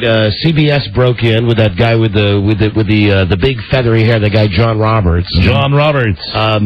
Fox. I'm John Roberts. Fox broke in with that guy that I hate, Shepard Smith. Yes. J-Lo from the block. And ABC, at least here in D.C., did not break in to Regis and Kelly. No. As long as in Washington I don't get any major significant breaking news from Joe Krebs, I'm happy. And when he says, have a great day, and I look at his little rat eyes, I know he doesn't mean it. The guy tries to say bye. He doesn't say bye. He says he's trying to be like the cool DJ. Yeah. He might say make it a great day. Yes. He might say make it a great day. But Mike, he's that jive. At 10:55, whenever he's done for the day, after starting at 5 a.m. His absolute sign-off is, and he's got a patented dumb wave where it's kind of like the hand goes down in a sweeping motion. It's bah. That's the sign-off. It's just further evidence that, especially in television broadcasters, they should not be allowed to make the minimum wage. But I was very happy to know that at least our local ABC station, Channel 7, didn't see the need to break in to Regis and Kelly for that breaking news about Colin Powell. Oh, they can't do that, for God's sakes. Thanks for watching Notre Dame. The Bill Clinton Library opens in Little Rock, Arkansas this week. After the bra-cutting ceremony, hundreds of thousands of people are expected to visit in the first year alone. We get jokes. I like that. Unlike most presidential libraries, this one will have a section dedicated to the impeachment of President Clinton. Impeachment, of course, is a process that can, but did not, in Clinton's case, lead to removal from office. Clinton Library officials say Monica Lewinsky's name can be found in the impeachment alcove, along with the name Paula Jones. Hillary says this is important because it's, quote, part of history. Among those at the library for its opening festivities, Hillary, former Presidents Bush and Carter, Bono and The Edge from U2, John Glenn, Aretha Franklin, Cicely Tyson, and Quincy Jones. Sounds like the list at Dumbstar Jones' wedding last night, of which, or Saturday, which Hillary Clinton was at as well. Yes, Senator Clinton. Well, the value of the American dollar overseas continues to drop below tinfoil, headed for the ball of string. The value of the U.S. dollar is now at its lowest point in over 9 years. What does this mean? Well, for one thing, it drives up the value of gold, which has just hit its highest point in over 16 years. Where's your gold? You are Johnny Optimist today. I'm sorry. I mean, maybe I don't normally pick up on this. He's telling you to go get a pot of gold. That's right. I don't get a chance to do evil leprechaun. Where's your gold? Not often enough. $440 an ounce is what gold is worth now. Oh, is it now? Well, I'll find your gold. Also makes the U.S. deficit look smaller than it actually is, which economists say makes officials in Washington happy because it's like permission to spend even more. In sports, steroids do work. Barry Bonds, for the 7th time in his career, has been named the best player in his league. Winner! The San Francisco Giants slugger secured 24 of 32 first-place votes for the National League's most valuable player title. He ain't a team guy, though. And finally, a small business. Hey, Jack Cassidy. He ain't a team guy. Jack Cassidy. Did you see me today in front of the White House? Setting myself on fire. Jack Cassidy. Jack Cassidy. Bisexual. There I am. Finally, a small business owner in Tennessee has been accused of spanking 2 of his firm 19-year-old female employees. The young women say 57-year-old Jean, shaved ice entrepreneur Paul Eugene Levengood, made them sign a thing saying, "I give Gene permission to bust my behind any way he sees fit." The girls say they never expected he meant real spankings. One woman says he took her to the back room, bent her over his knee, and gave her 20 whacks for forgetting to put the banana into a smoothie, which in itself sounds inappropriate. I'm Buzz Burbank on the Don and Mike Show. That's it. We got to go. Thank you, RuPaul. Thank you, Guy, that was on, the guy that did Star Jones' wedding invitation. Yeah, his name was Brian. Nancy Yodel, everybody else. We'll see you tomorrow with the new episode. Ron and Fez coming up next. Washington, Baltimore, and Tampa Bay. We'll see you tomorrow with a new episode, everybody. Good day to you, sir. Good day to you, sir. Good day to you, sir. Feel better, Don. I'm trying it. You smell smoke. I guess you have to ask Ron and Fez tonight why the building smells like it's on fire. Yes, very interesting story there. Probably nothing. How come the building never is on fire when we're on the air? I said we got to go. We'll see you tomorrow, everybody. What's your poison? Till we meet again, this is Sammy Davis Jr. saying, be kind, be nice, and I hope the next performer has the pleasure of having as nice an audience as you've been tonight. And let me leave you swinging. You're funny. Thank you. Said poison. Thank you. This is the Don and Mike Show.